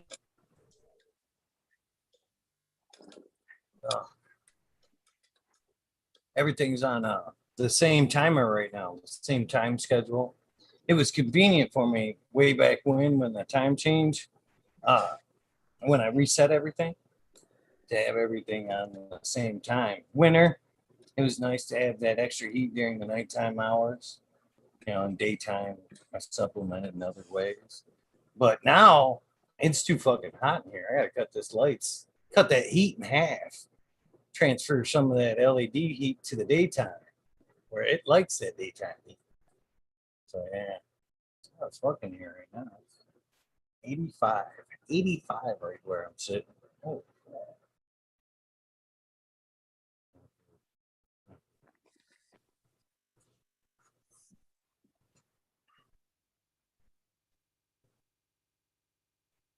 I'm glad I didn't go with my first response. So nice, doesn't care. What? I said, I'm glad I didn't go with my first response. That's a nice looking cat. Don't. That's funny. Yeah, that's Ziggy. He's pretty cool. Never been too much into the cat, so too mysterious. Well, that's the thing too, man. You learn to fucking be around a cat. You know, a dog, you train a dog. Dogs do what you want. Cats fucking do whatever the fuck they want. You become around their head. It's basically big difference. I don't know. I like cats. And I can't help but wonder after I stopped talking and almost hit that mic, if it doesn't have something directly to do with that word I didn't use when I first seen the cat. Is it one and the same? They both do what they want and we just kind of follow along? So, that's a question. What, for both cats and dogs? No, the other term I was using would have been for cats and females. Do they both do what they want and we just learn to adapt? Oh, I see what you're saying. Yeah, it took you a second. Damn.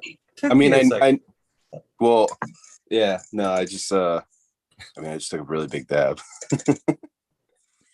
Yeah. I knew you were referring to an organ, but I didn't realize you were referring to opposite sex. I'm trying to be nice about it. Shout Are you out to looking the ladies? shy like it, Tina? Hmm? Are you looking shy at somebody about that term? No. You got that look of shyness to your face, like, yeah, we're not talking about that. I always have that. I'm just really stoned.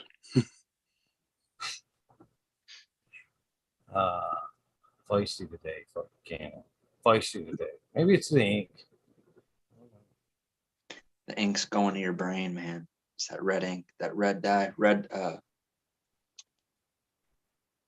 40. It ain't the red dye. It's a tough guy tattoo. It's the first tattoo. Shiva has possessed your mind. Not yet. It ain't done. You can't possess it until it's done, I would think.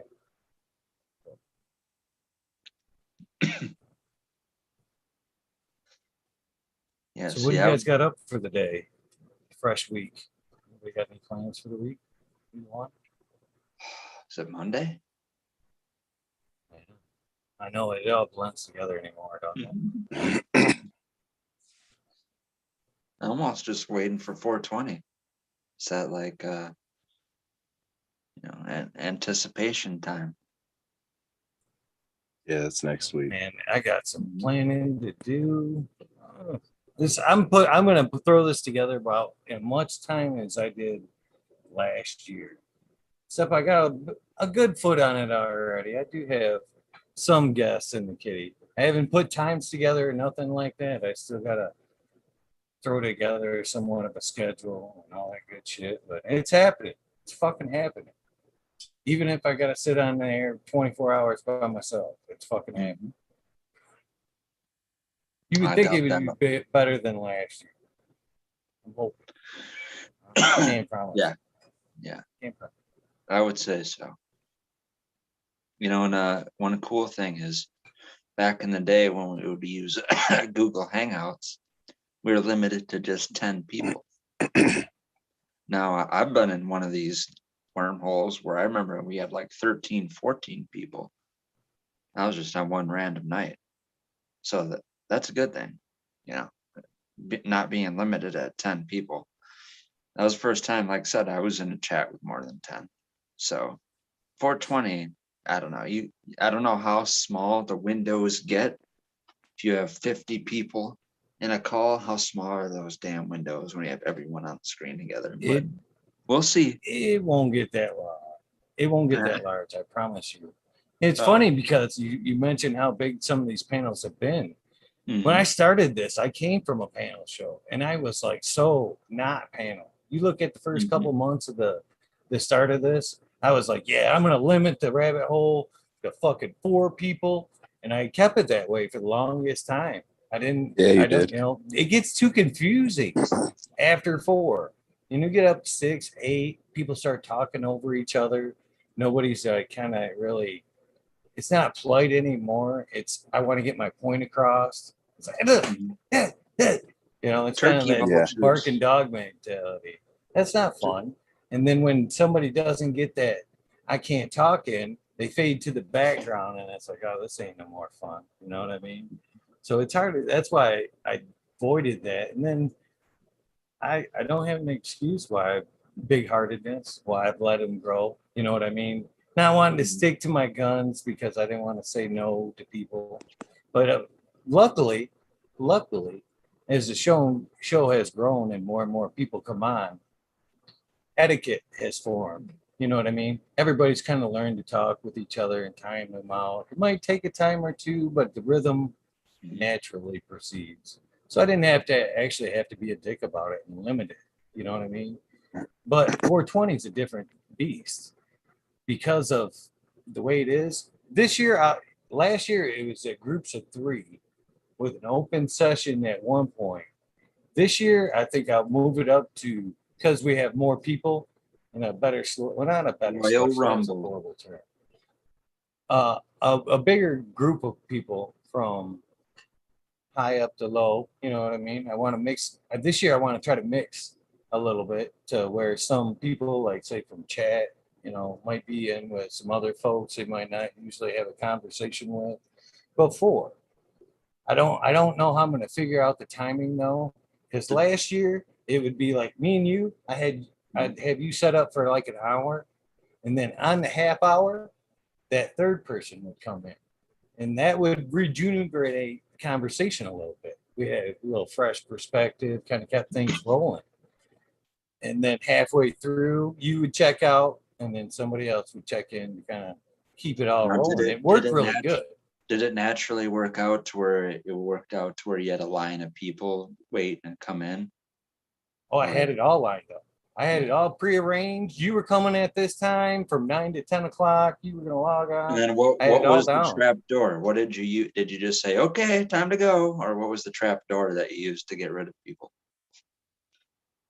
I didn't really, but basically they knew the deal. So when the fourth person popped on, they kind of knew, oh, it's time to check out, or, you know, maybe a quick hi, and then, but it worked. It flowed just like it was supposed to. Between like 8 and 10, I think there was a weird spot where somebody didn't show up, just one person, but it was still a good one-on-one. It flowed well. It flowed really well. So I don't know how to time in that rhythm of the fourth person, but something like that pretty much is what I'm thinking. Like I said, I don't want to get it to where we're shouting over each other or something like that. Then at some point, how it works, I keep forgetting that episode never aired. YouTube took that shit down. At some point, I'll open it up, kind of like Thanksgiving and Christmas, to where it's a free for all. Some people can pop on, say hello. Do you happen to know the most amount of people you had at one time? Was I lucky that time when it was like 13, 14 people? Yeah, that was probably the biggest one. Yeah, it's only happened a few times where it's gotten that big. Yeah. And every time I just like close my eyes and go, hopefully this is gonna work out. Because you know, this is honest. This is on the air thing here. This is where things change. There was a couple of times where I seen when I was governing, I guess it's a shitty word again, the panel, to where, you know, I was keeping it to 4, and people would come on trying to jump in, and I wouldn't let them in because it was already to the max, in my opinion. And then I would see in chat, I tried to get in, but fucking Eagle wouldn't let me in, and blah, blah, blah. So I seen that a couple of times, and I'm like, that's kind of sucks. There's a rule. I'm just trying to abide by my rule. It is personal, you know what I mean? But I've seen it enough times to where it was like, fuck. I ain't trying to single anybody out. It's just poor time. So I just started letting everybody in. Okay. So yeah, that's been the progressive of the show. All right. Did that happen on 420? Was that when that changed? And then from that point on? No, it didn't change till a little bit longer down. Maybe September. You know, right around September, the panels started getting a little bit bigger. Interesting.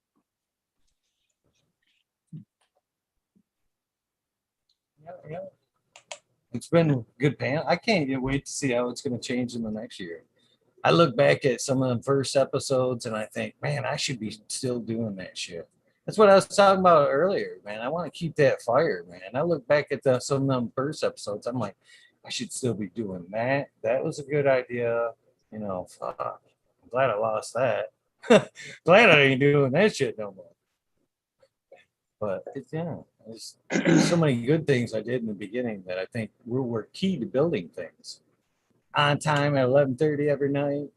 That was one thing I think was very instrumental into kicking things off. It is the consistency.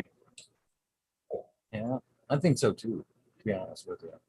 I don't like to say that because I don't want to.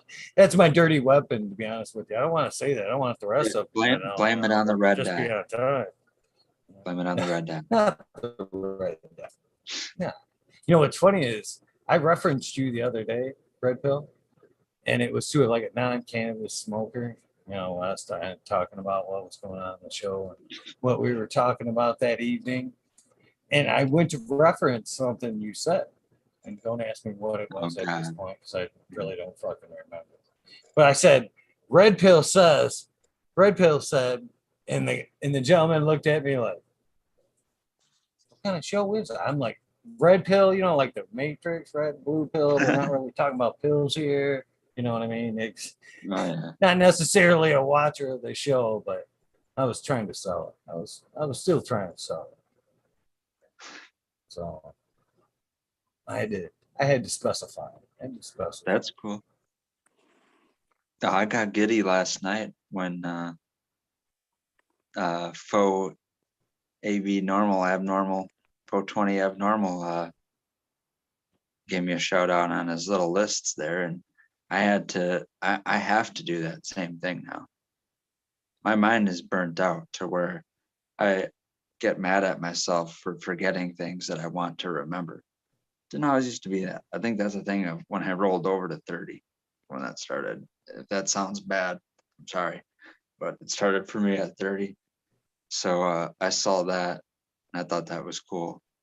That was cool that he shouted me out. And then that also makes me I have to start writing things down like that. Like when I watch so much shit now. It's not so much when I watch like comedy podcasts, but definitely when I'm watching the spotlight version of the show, or if it's a wormhole I'm not present at, you know, or if it's another information-based cannabis type, you know, stream. At the point now where I think so much, I got to start writing things down. It's mandatory. Every mentor I've ever had is taking a journal. And I think, honestly, Red Pill, I think that's where I'm fucking up. I should be writing more things down. I think it's more key into the manifestation of life, your ideas. It helps you take in ideas better. You know, it kind of sinks them in there when you write it down. But you're exactly right. You know, journaling is an excellent way to, you know, keep your knowledge handy and pushing forward. And it's key to success, right? Flat out. You know, I know that's one of my flaws. I keep telling myself I'm going to do it. Yeah, me too. Documenting all data. I could have been doing it since I was little, but I've been feeling this way since like I said, I'm 30 now. I've been feeling this way since I'm like 27. So there's already 3 years of maybe jokes that I thought of or certain sparks that I heard, you know, it's a podcast or this show or another show that I'm watching. And then either it's something I'm already thinking about and it helps me, you know, like decipher it or make sense of it, or it's just something that I hear something and then it, you know, takes me in a whole new direction. That's even more important to write down, or it's a new profound thought. Those ones that you come real quick and then you forget what you're thinking of, that sucks. I hate that. It's like new inventions and, you know, new techniques or, you know, routine, you know, all that kind of shit. Yeah, everything. Write down got everything. a fucking email koozie over there. You see that fucking thing? The thing's like fucking, it looks like an inch and a half of fucking coil. Jesus, man. Jesus. That's a lot of coil, man. Yeah, that What thing's is thick. Oh. That email, look at that thing. It's like twice the one I got there. That thing's banging. That's for fat dabbers. I'm not that fat of a dabber. I don't need that kind of heat. That's some 1 gram dabber bangers right there. Holy fuck. Mhm. How come you don't use an email, right, Bill? You fucking dab. If any of us should have an email, you should have a fucking email. I didn't bring it. I didn't bring it. It's still in Colorado. I didn't bring it. Okay. It's old. Only half It- of it works. I have to have it hotter Again, than I would normally. but the way you did that, yeah, that seems like that would have been first in the bag. Pipe it would be, email, but first thing pack. then there's been people that went the whole other route with it, and like I said, if I was gonna get I'm more of a frequent, like I said, I call it chain dabbing. It's where I'm not really doing 1 gram dabs. I'm doing like 6 dabs in a row that might add up to a gram. Right? That would be good for a e-nail. But if I was gonna do, Email. I had in Colorado, I had one, but I have a video. There's a video on my YouTube channel where I do. Now the video itself is 9 minutes and 15 seconds, but there's an intro to me talking, and there's a coughing outro of me talking. But minus, I'll just say the 15 seconds to be, whatever, conservative. But there's a video of me doing 11 dabs in 9 minutes off of a I have 11 different dabbers, all preloaded with a dab. Forget what the video was for. I didn't win the contest of whatever it was for, doing some kind of dabbing contest, but I did 11 dabs in 9 minutes, is what it ended up being. Like I said, teeny bit shorter than that, but I had it all pre-prepared.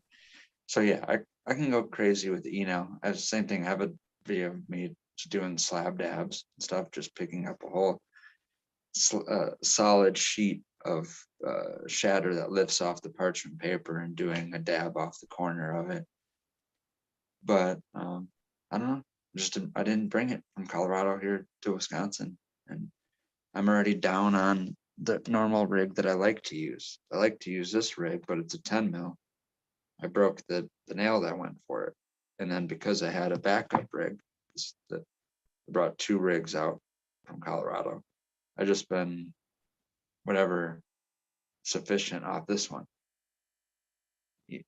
That's all I have I for gotta throw this dab out rig. there before I run out. Before I forget it. Cannatrooper. You using fucking shish kebab sticks and Q-tips or cotton balls to clean that fucking thing or what?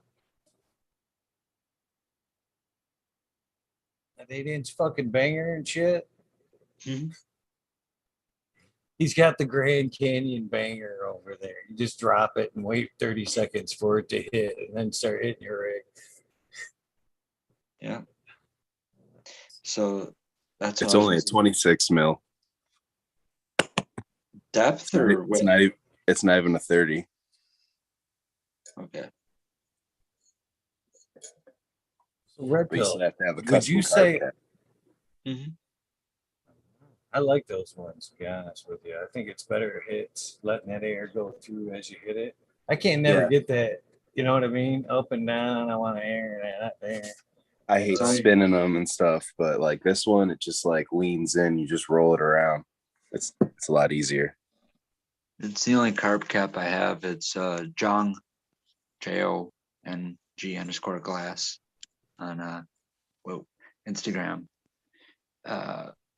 It's not worth its glory showing you right now because I don't have the UV. It's a Lucy. Lucy is just clear glass in normal lighting conditions, and it's dirty right now. Should be showing without oil covering it, but it's just clear glass. But with UV, it's pink. It fluoresces pink under UV. That's the only carb cap. Like I said, I also brought out. I brought out the 2 dab rigs, that carb cap, my 2 broken torches, and that chem dog pipe. over there. You bring broken torches, but leave the e-nail? You can buy a new torch anywhere, Red Pill. They're cheap. Well, no. You're right. I brought 2 broken torches. Even my dad had the sense that you just said and bought me a new working torch. So now I have a working torch that really isn't that. Here we go. I should just shut up. But if I were to buy that new nail for that rig I like, then this torch would be sufficient enough to heat it up because it's a brand new clean quartz nail. On this dirty quartz nail that I have to either scrape clean or use alcohol Q-tips to clean out, I have the broken blazer. Broken blazer doesn't, I have to use a lighter or this torch to get going. But this one's more powerful. This one heats up that one. This one heats up that one. Sorry, I'm OCD. Red Pill's just as cheap as I am. Yeah, I'm OCD and cheap. Nothing wrong with that. Right? Nothing wrong with that. I like it though. Hey, I don't gotta. You know what? I just don't care. There's more things in life I care about. I got a slab here. I'm not worried about how hard it is for me to heat up the surf it is that I dab on. There's things I stress out more about in life about, So what's the difference in the coils there, Canna? Why is one set at 4 and one set at 530? Is the sidewall is 530 and the bottom's 4? The bottom's 530 and the walls are 4. 530 is kind of the temperature we've found on these quartz bangers with these coils. I was doing it a little bit higher. This is kind of like where it just simmers it, so you can just keep hitting it and get like the maximum like effect out of your dab. Just like doesn't burn it up. I don't know if you noticed, but I took like fucking like 10 dabs back to back on that one dab. So it makes it sing. Thing, the multiple hits, man. You get that, let that banger get dirty, man. You can only get a couple good puffs, and then you stop, and it smolders in the banger. Just gets wasted. I always wait for it to go under 300 on this too. That's the other thing before I like start using any sort of like liquid on it. So that way I like preserve the banger a lot better as well. I was going to say why I said it the other way is I assumed that you were trying to go for maybe a lower temp dab. So the bottom one being the 400, and I'm thinking the walls being 530 would like melt on the way as it passed through the 530 and then just simmer on that 400 bottom on that cold dab. I actually silly thing. You're not wrong. When I have like this is some BHO right here. So when I have like solventless rosin, I like to do it at a lower temp. And I'll reverse it. Because all I need to do is literally just switch which coil goes into which output, because I just keep temperatures the same. That way I can just reverse it that way. What there is one benefit to that is if you are, when you're dropping dabs into the bucket, hotter on top because of thermodynamics and what oil is, it's trying to run away from the heat. So when you have it hotter on top, it's stripping off the side walls and staying more on the bottom, in one solid puddle, so it's actually, it sounds like it's, whatever, it sounds like it would be the other way around, but it works better that way. Thermal conductivity. I almost would assume that if it got by that heat zone, that it would force it towards the cold 400 bottom versus trying to pop up and pass exactly really cold spot. Mm-hmm. That's why for my favorite nail that I want, potentially my favorite nail, I haven't dabbed off one, but I can understand the physics of it, and that's why it would lead me to believe that I would like it so much, is the original terp slurpers, which it's just like a bucket. It's like a bucket. And then there's a straw on the bottom of the bucket, which leads to a pan. And then the pan is open on the bottom that draws up through that straw into the bucket. So when you dab off the top, you're heating up that bottom saucepan on the bottom the most. So all the heat is rising up. You only have enough residual heat around the bucket to melt the dab off the dabber. It drops into the bucket, falls through the straw where it's getting hotter and hotter and hotter. So as gravity is bringing it down, it's getting hotter, it's evaporating more. It hits that little saucepan and it just boils like on a skillet. So then the air that you're drawing through this part of it, the neck of it, is constantly drawing it up through that straw, like straw. So your terp bubbles coming off that saucepan are what's coming off that straw. So it's like a recycler inside the bucket where you're constantly having oil drip down due to gravity and heat and come up as, evaporated terp bubbles. And it's a very efficient nail as far as getting,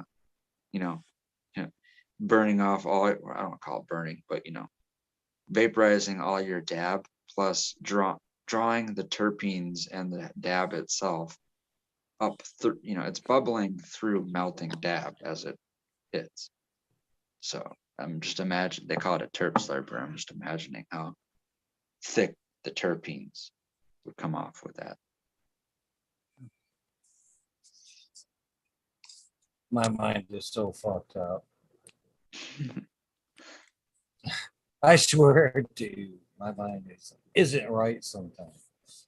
And I say that because I was still laughing about Cannatroopers last time out. And what he was showing off some funny shit on his last episode. And then for some fucking reason, talk about dabs, I thought it'd be funny. And I still think it would be funny. And I bet you there's a market for it. Some chicks would probably love it, like preformed little dick dabs there. You know what I'm talking about? That'd be hilarious. Wouldn't it though? But you're talking about drop the dick. This is where it gets funny. Oh yeah. So this is where it gets funny. Would you drop one of those little dick dabs into a terp slurper and hit that shit? Yeah, you definitely could. There's you could, but here it's not just you could, it makes more sense because of its phallic shape. And the terp slurpers themselves have terp screws, which are what you would say tailored made carb cap. Because like I said, the way it's shaped, it's got depth into it. It's cylindrical and deep. So the terp screws, it's just like a screw, right? And you drop that over the top of it. So it's sealed over the top. It's flat. It's got a flat head like a screw does. But inside is where that cylindrical duct of air is going, forcing air straight down on top of that little terp saucepan on the bottom of the terp slurper. So yeah, it would work because of it's so cylindrical. You want to dunk things, so to speak, in it. The terp slurpers are made for large dabs. So if I were to have a little bit, this is more of a pull and snap, even a little bit more gooey than a pull and snap. No, you pull and snap, no fucking dab like that, damn it. You dropped in just like Canada. I ain't gonna pull and snap it. I might tug it, but it's not no snapping. But it's funny. I'm telling you right now, there's some dab queen out there that's willing to do one dab, 1 gram, little dick dabs like that. Look, that's funny. The only way I could see that being any funnier, is as described earlier by Redpill, the way the terps bounce around the bottom of the skillet like that, thing would bounce around until it melted. Bop, bop, bop, bop, bop. As it would. Just saying. I warned you before I even spit it out. It would shrink though. It would melt. At least you spit. Yeah. It's a very short. The last 2 seconds. It's about how long that lasts. Long enough, though. That's fucking funny shit right there. It's funny shit. I'm telling you, it would sell to the female market. I think it would sell me. Yeah, that's with it. It's fun doing big dabs. One of my favorite ones was the ball and chain. There's a lot of different, you can name dabs things, but it's a very cool one. It's a worm dab. Self-explanatory. Use the same one. You could use the same exact terp slurper, good for a ball and chain, but ball and chain's a little bit more funnier because you're making it really hard on yourself because you're putting maybe like a half gram spherical dab on the top or on the bottom of maybe another half gram worm dab. You do this big fat 1 gram dab, but the front of it is right away. You're gonna kick your ass right away. And the just holding on in there by a loose thread is literally that loose thread worm dab that you're dropping in there. So I'm gonna confirm my point. You take that, it's just another name for the very same thing. It's the same audience. They drop Same- that fucking that fucking dig dab in there. It could be to them, what is it? The ball and chain. Boom. Yeah. Same name, different process. Same. Correct. yeah, I guess that's. I mean, I didn't. The person doing this, I guess they came up with ball and chain because that's their mind didn't take them to the dick dab right away. Like I said, the queen dabber, she might have gone there. She wasn't thinking ball and chain at first. She's just thinking dick dab. I know. I don't know why. I wouldn't have normally thought of it either until I was sitting here fucking Until staring at that, cannatrooper, until that damn thinking red about ink- his last visit. That's fucking cannatrooper. He's I'm always blaming fun to it on fuck the red with. ink. I laughed about that the whole next day, to be honest with you. And then I seen in another chat somebody else was doing it on another show a couple days before. I was like, really? Is this a trend? Is this really going to be a trend? I don't know. I've seen it. There's, it's one of those. There's nothing new under the sun.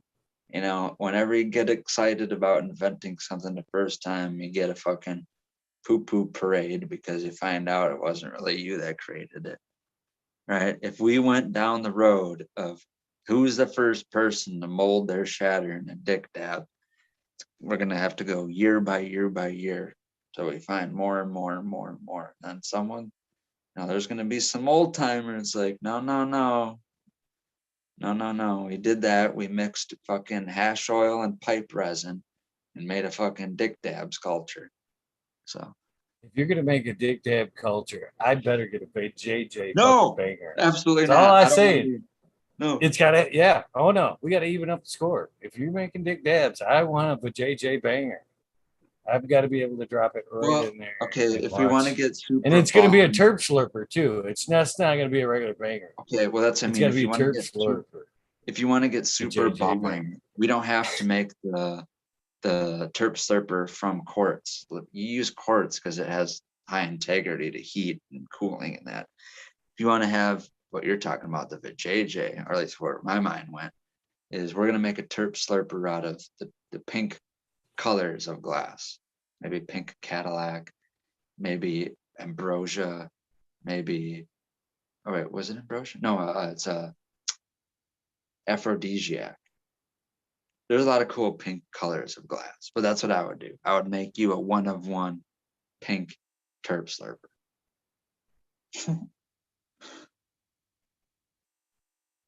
So I actually have some pink stuff right here at my feet. What you got? Let your minds wander on that. I'm getting them all. Right here. Seeing how we are a men and women culture, there were a few ladies that wanted pink shirts. Pink t-shirts. Huh? Ta-da! Pink show shirts. Huh? There you go. A few people already got them. Lexi was the first one to get it. Test drive. but there was a demand. There was a demand. So there they are. I did catch that you said that there's almost one T-shirt for every day of the week. Is that mathematically? Okay, so No, there's a different. I've almost got a different. are there free design for every slots? day of the week. Are there days on the week? Is there a Friday, Saturday, or Sunday slot still open? No, they're not that well organized. We're like, Ah, you know, I want to brainstorm another T-shirt. You don't have a red one yet, do you?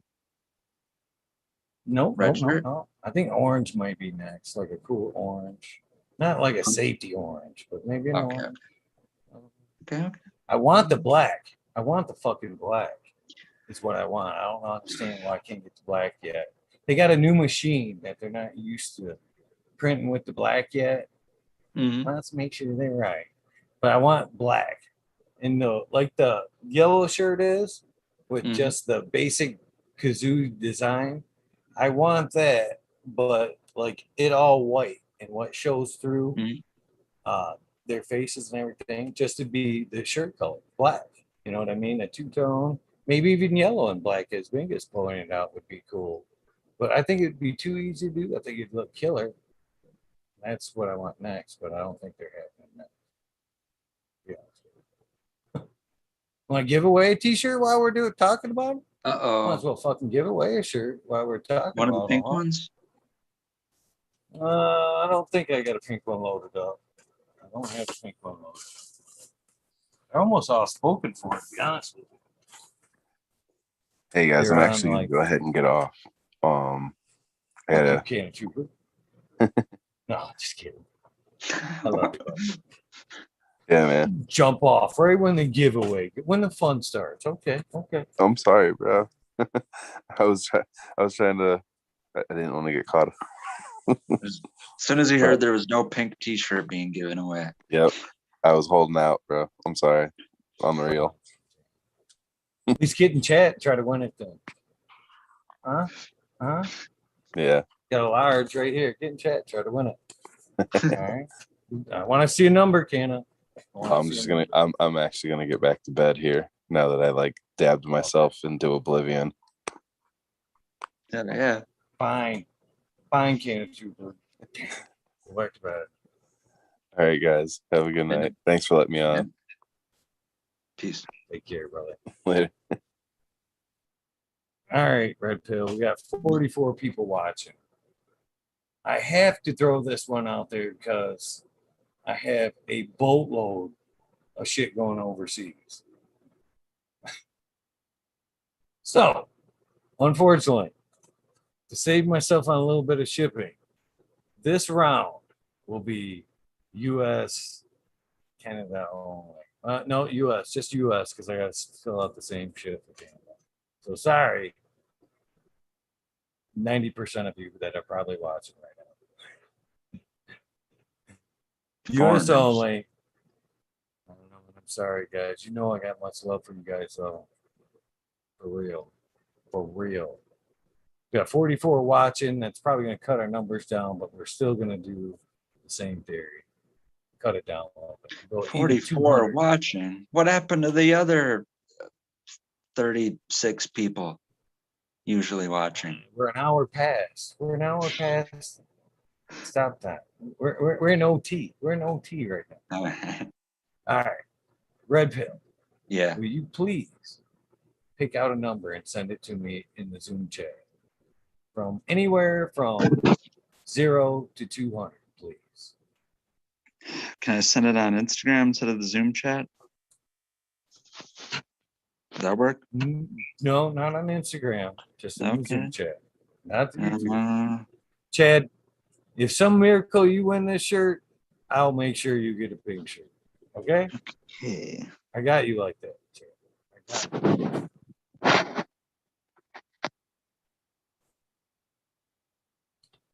Now the winner is going to want a pink shirt no matter what.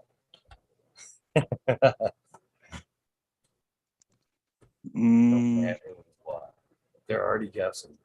It says 64 watching. Voodoo Ultra says maybe it's just because my page is not updated or some shit. That could be. That could be. I'm sorry to the other 20 people I didn't know was watching. My bad, guys. All right. I guess. I'm looking for the chat or how to. Go on your phone, go to ... I'm sure it'd be like in the ... I think you can choose chat. Could be wrong. Oh, I can send you something and it will pop up. How about that? How about that? There you go. I just sent you a message. It should pop up. Just return it with a number. All right. To those rest of you guys that are listening to me, in this package are slaps from myself, Smiley, and Canafari. There are some nightingale seeds here from Canafari. And fuck, I can't even read my own fucking writing. And something else in here. I can't fucking read. Probably a hat pin. Probably a hat pin. I'm gonna go with theirs.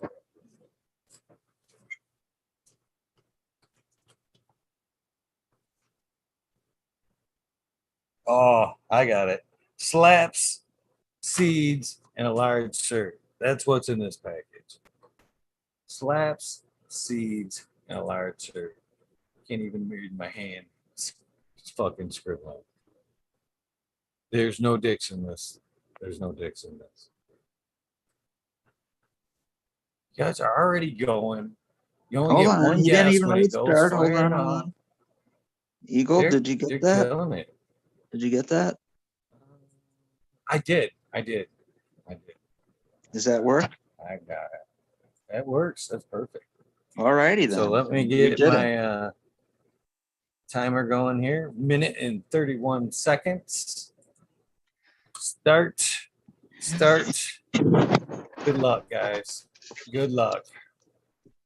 I hope I picked a lucky number for anyone in the chat. Pick your lucky number. Dozer won. I haven't even. We just started. How did Dozer win? What the fuck? How does that always happen every time? You guys and your psychic abilities are. Yeah, amazing. dude, that always happens. I've been here for numerous amount of those giveaways. How the hell did that happen? You want to redo it? You should have seen. I think that what was it? Thanksgiving. I think that when that happened, man, the whole panel. I think there was like 8 people on. We were all like dumbfounded. Like, did that just fucking happen? Really? Did that just fucking happen? Nobody even knew how to explain it. We were all It keeps happening. okay. Ah, that's great. Dozer, congratulations. I think it's funny how the legend lives on, though. How people don't, you know what I mean? How something like that is still running. You know what I'm saying? Yeah. That's why I know the gift basket thing will never die. Never die. All right, 5 seconds, guys. 4, 3, 2, 1. I've seen some close answers, but I don't think I seen it right on. Turn off this fucking annoying alarm. Why did the closest one I see right off the bat have to be the guy out of the country that knows he can't win? Come on. Damn it. I see a second runner up, though. I think I got, and he deserves it, to be honest with you.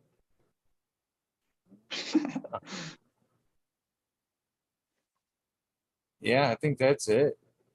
I think, oh, 2E. You're just fucking with me. You couldn't have, you were disqualified in anything. One guess. Did Cheddar Bob get his guess in? He should get a guess. Cheddar Bob, I'll make an exception. You want to throw that guess in there. All right. Oh, my dumb ass. Now what do I do? I've got a conundrum going now. See. All right. that was supposed to be stop and chat. For some reason, I wrote start instead of stop, and now the numbers Double are start. taken off again. It's not a double start. Anything before that start are the numbers. Yeah. If we have to, we'll play again to correct this situation. Oh, I But- figured out how to do the numbers, so I'll figure it out. I'll type that number a second time real fast. Got to go back and look again. The second round of numbers got me confused because they picked up on what I was putting down about John's guess there. I'm gonna pick So it. the number was 46, correct? Correct. Mhm. Without looking, did I bring it up? The winning number was 46. The closest one I seen right offhand was Rob at 55. But Rob's disqualified because he's not in the U.S. Much love to you, though, Rob. Thank you. Sorry. But the runner-up would be, I want to say Jason Eistone. Yeah, Jason Eistone with 57. Is there any disagreements? Was oh, motherfucker? Oh, so Cheddar that's Bob crazy. was- No Ah, one was damn. within. I think it's No Cheddar one- Bob, to be honest with you. I'll hook both of you up because I spoke too soon. But Cheddar Bob says, like 3 lines down, 42 is my guess. 1, 2, 3, 4. It's 6, Yeah. yeah, 6 lines in 42. 42's got to get it, but Yeah. I made the ass move of calling Jason out first. So I'd honor both, to be honest with you. I'll honor both. So I spoke before confirmation. Justin Bean said 53, but it was after the start. The second start, that should have been stopped. Man, I got a mess going now. Shit. I'm digging in deep already here, Redpill. Help! Help, Brett. Oh, shit. Well, Cheddar Bob want is it. most definitely a clear Yeah. winner because he was the first one.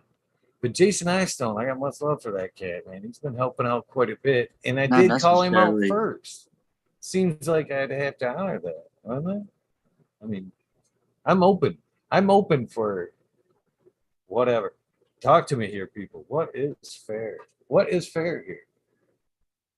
what is I fair? think Jason should because I called it out. If you want to I do shouldn't a have two said for anything. one, till you I can should. do that. Closer is what I think counts, right? Doesn't necessarily who lands or who Damn. closer counts, right? Chad Westport said he sees a fucking 50 or a 43. What the In hell? the first round, Chad? I can't be that fucking black. Wait a minute. Back to this start. 72. All right, cue the Benny Hill theme song. Yeah, right? Yes, motherfucker. He says my second guess is 43, but it's his first guess after start. Oh, this is getting to be fucking. Redo. I can't do that to him, can I? I can't do that. It's a fucking clear number winner here. Those two guessed 1 to 20. But now it's a threesome. With 43, it's a threesome. With Southern BT now with 43, it's Cheddar Bob because I called him first. Well, Well, 43 actually, is 43 is closer. Jason Eistone first. Yeah, 43 is closer. And now, So now then- I've already called out two other winners. Whoopsie daisies. Jason said he'd trade for a wrench. You'd rather Trade have a for a wrench than wrench. a t-shirt, Jason? Ooh, I'd give you a wrench. You deserve a wrench, to be honest with you. But you deserve a t-shirt as well.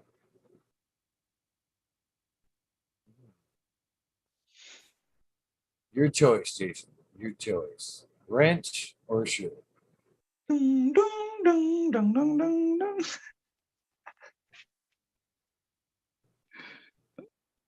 Other account. How many accounts you got, BT?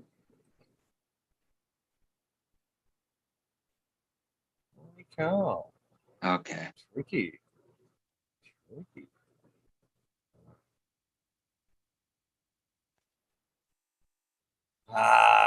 Chad says Southern VT used 2 accounts or used. All right, are we gonna have to do a What's total? going on? Wait. It's gonna be a total recall.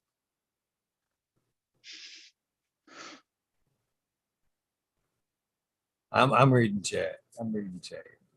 A large This is like- shirt would fit. I thought you'd rather have the shirt there, Jason. I thought you'd rather have the shirt. Mhm. Huh. Fuck it. I've got 4 packs available. Instead of doing three contests, I was a blabbermouth. I got to learn my lessons. I'm monitoring my shit. I called out 3 names. 3 names get prizes. It's the only way I'm going to do it. It wasn't 3 contests, but it was 3 winners in that one contest. So, damn, they're still going on with more possibilities. The numbers Ted are still Westport says flowing in the 43 chat. should be disqualified because there was two accounts, 2 guesses, which technically is right.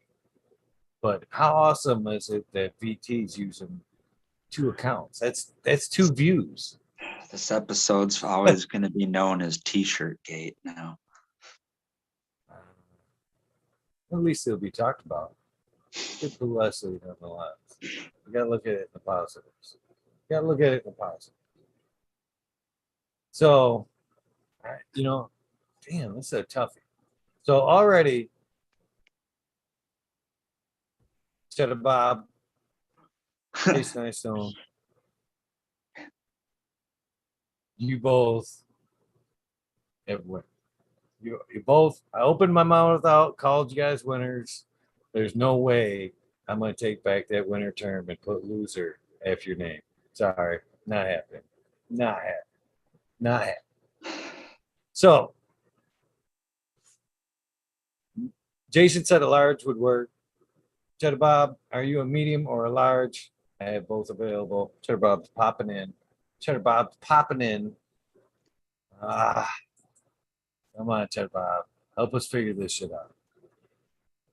Southern VT. Both numbers were the same, weren't they?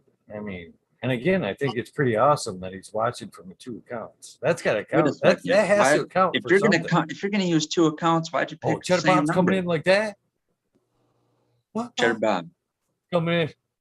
What's up, Cheddar Bob? Ripped, man. What's going on, guys? What's up, homie? What's going on? I was just saying that I don't need a shirt, Eagle. I wear you in my heart. So I'm always shining you, man. Well, that makes me the winner. Bob, thanks. Overall, man. Overall, you are the winner. That is nice. But you got to have a shirt. So you I'll medium take a or shirt. large? What's Medium or that? large? Medium or large? Oh, medium, definitely. I'm just a wee boy. A wee boy. Woo! I can come out of the closet. Thank God. Jason Eystone, believe it or not, I do have an XL laying around. Are But you that- also a medium? I fit a medium No. nicely. I can wear a large, but yeah, medium probably looks better on me. I know a large would look like a I'm night taking the dress. hint. I'm taking the hint. So this I just because I'm too lazy to type at the moment, just gonna use the mic a little bit. Jason Eystone says, do you have a large? I do have a large, but it's gonna have to come with a trade, Jason. Just as you've made many trades already tonight in this very same fucking contest. How fucking hilarious. Compromise. Yeah. And I guess it may work out for a win-win for you. Because if you give up the large shirt for the extra large, I don't have pre-packaged prizes, basically. The large, extra large is just floating around. So the extra large would not come with beans. But to make up for the no beans, I can give you a wrench, an extra large shirt, and a wrench. How's that, Jason? Does that work? Is that a deal? We come to a compromise there? How old is he? Maybe he'll grow into it. Aha. Extra large, it sounds like he's already grown into it. Or the ranch. He's earned the ranch. Paul Bunyan. All right, Cheddar Bob. Hey, where's So Paul that Bunyan from? means Is he from Michigan or is he Paul from Bunyan? Maine? He's from Oregon, wasn't he? Can't, Paul well, Bunyan he was just from? turns around. He just does that same 360 that he turns around repeatedly in, right? He's in Wisconsin. He's in Canada. He's in Michigan. One foot at a time. Yeah. I wonder why he never wandered anywhere else. You know, he could probably spin around the whole fucking earth like in 6 leaps. I think he ended up in Oregon. He started in Maine. The whole earth should be Great Lakes. This Paul Bunyan shit's bullshit. Dragging his axe across the country. Yeah. All right. To the third dilemma here in this debacle of a contest that I just threw down. Trying to make it all right, though. Southern VT, you did have the winning number. Technically, according to most people watching, that should have disqualified you because you used the 2 accounts. But I personally think it's awesome you're watching from fucking two accounts. To me, that kind of doesn't that count? I It's mean, pretty 2 smart. views. Yeah. The ingenious of it should count. That should be taken into It play. should. If he hit the like button twice, it should offset guessing twice in the trip. Yes, I would take that as well in helping sweeten this deal, Southern VT. And you know when if you hit that like button, both accounts, I'll honor your win. Are you a large or medium? And I'm watching the thumbs up. By the way. But you're only getting pink. Medium gang. Come on, let's have 3 mediums. Let's go on a three medium musketeers thing. Now, who would be the third? Jason gave his up for an extra large. I'm a Now you're medium. bringing Cheddar Bob's medium. I'm a medium, and Jason, maybe he's a medium. His left arm is a medium. Yeah, I want to have a 3 How musket did medium. redpill get at the end of the line? He can wear it as Redpill a just quit the team and went to the end of the line. Picked the winning number and went to the end of the line. he can wear it as a terp sleeve, you know, as a harvesting sleeve. The medium, you can just pull it over one arm. If you're not going to give it one to Southern Dabber or a Southern I'm an asshole. If you're not going to give one to him, then you're not going to. Or okay, Anyways, I'm gonna take a dab. It's terribly early. It's terribly early. Okay. Let me see if I've got this correct. Cheddar Bob. Medium. Correct. Okay. Correct. Just so, because I'm going to write your name on this package. So I like to do that shit. It helps me avoid confusion. Are you gonna send it under Cheddar Bob? If that's what you want me to send it on. That'd be sweet. Isn't it really Cedric Bob? Cedric Bob. Seti Bob. Little Seti Bob. Ooh, I grabbed you the good one, Cheddar Bob. This one come with Coma King seeds, bred by Cannatrooper. Ooh. It also comes with hat pins. What? Slaps, I thought it was just a t-shirt. And a medium shirt. They were all different.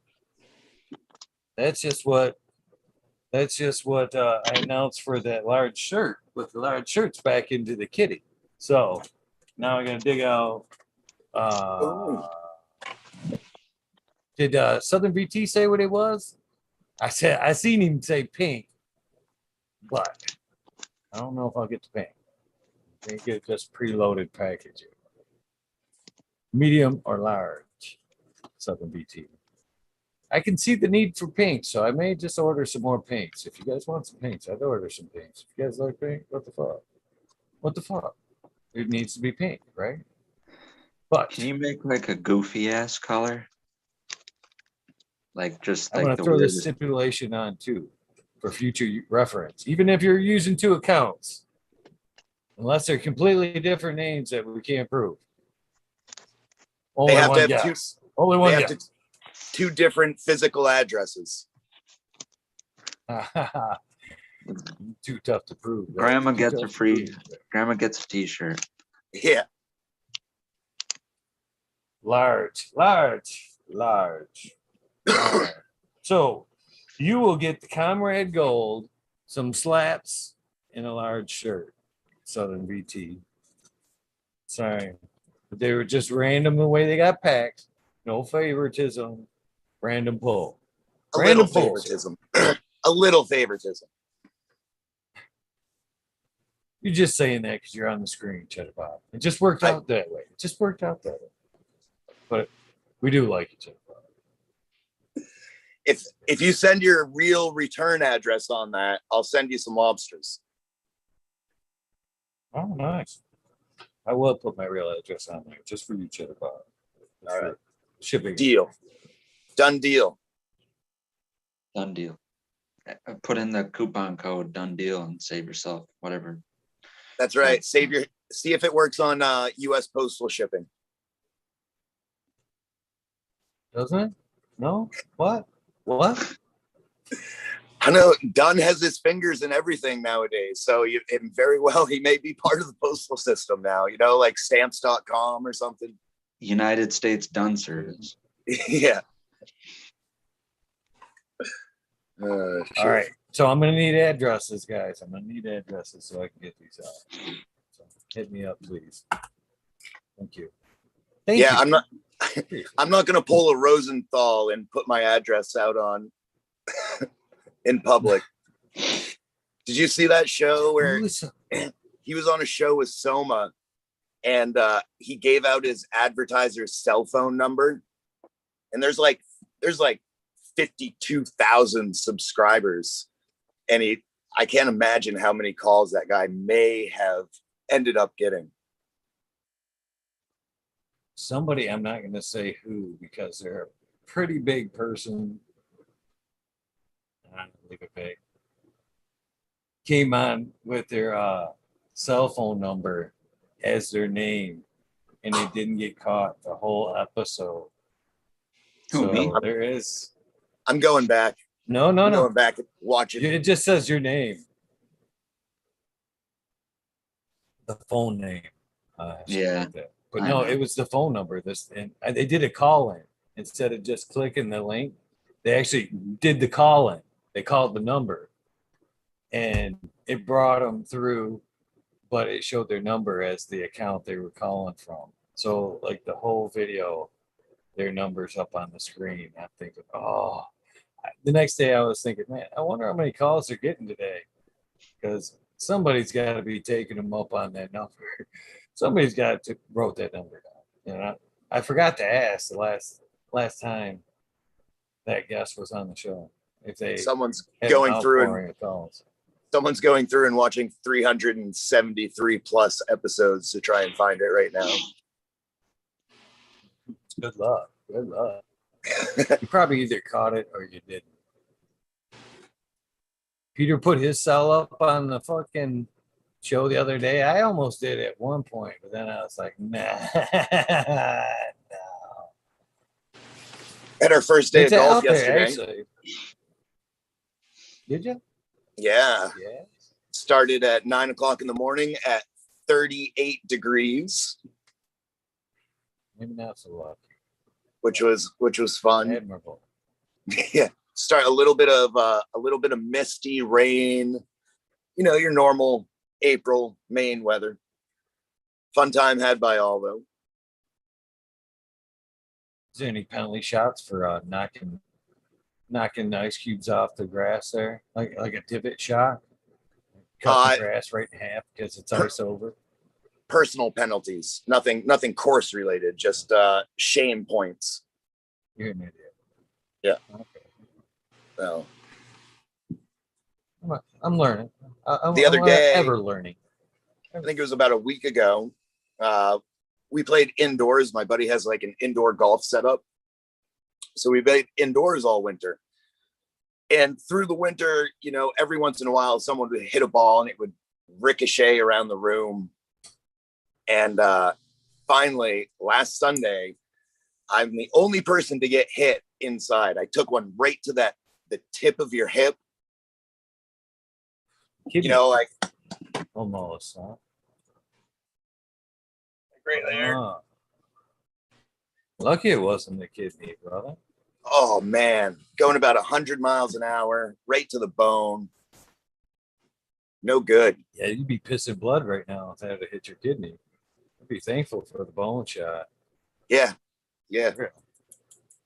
Could have hit the tip of my ding. Yeah, that could have been way worse. Yeah. You know, I guess it's kind of a funny story. It's tragic, but it's kind of funny. He was very, very lucky. Very, very lucky. But my nephew, we were out, my last house had a pretty nice hunk of property, and we used to fucking have a go-kart track set up in the back and fucking ride four-wheelers and shit out there. I was out there that one day and with my nephews that I love dearly because I love my daughters, but I love my nephews. I love that rough house time.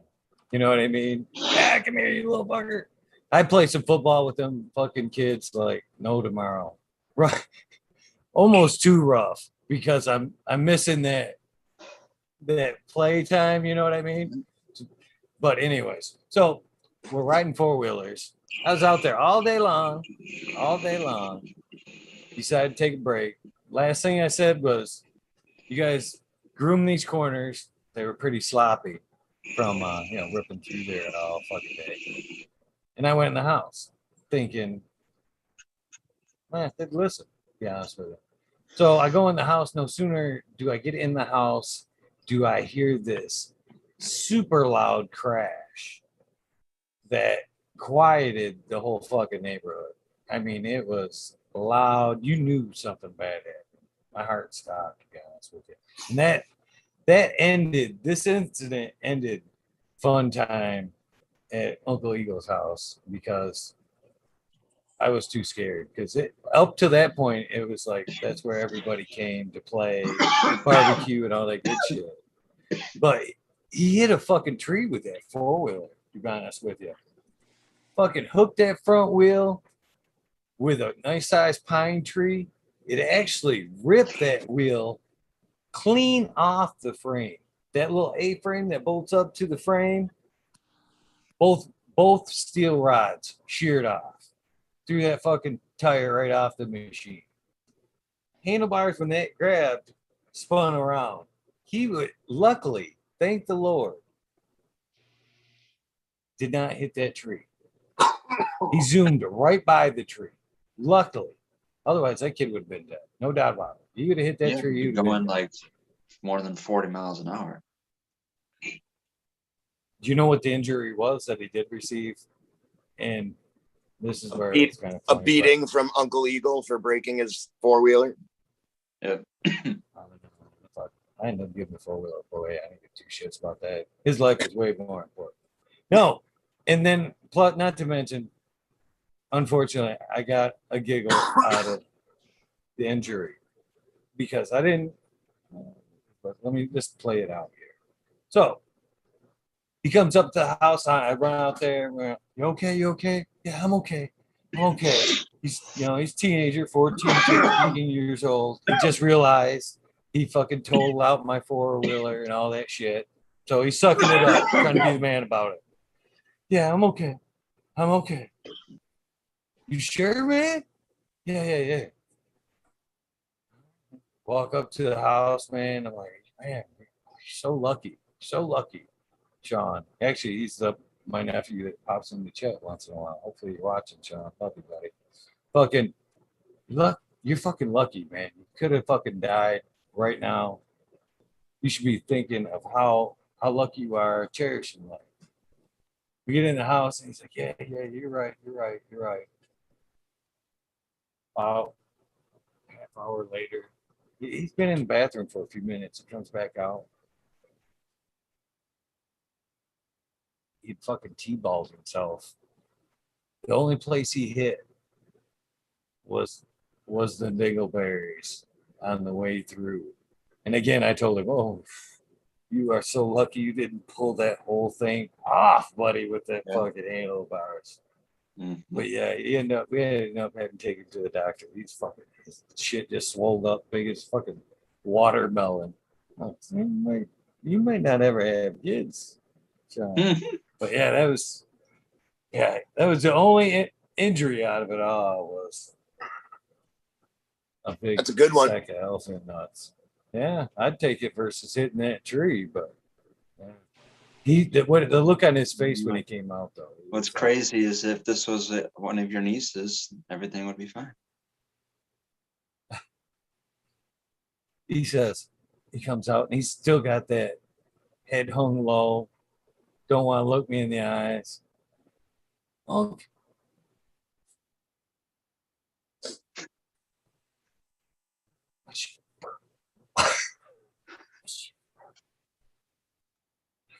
You poor fucker, get in the car.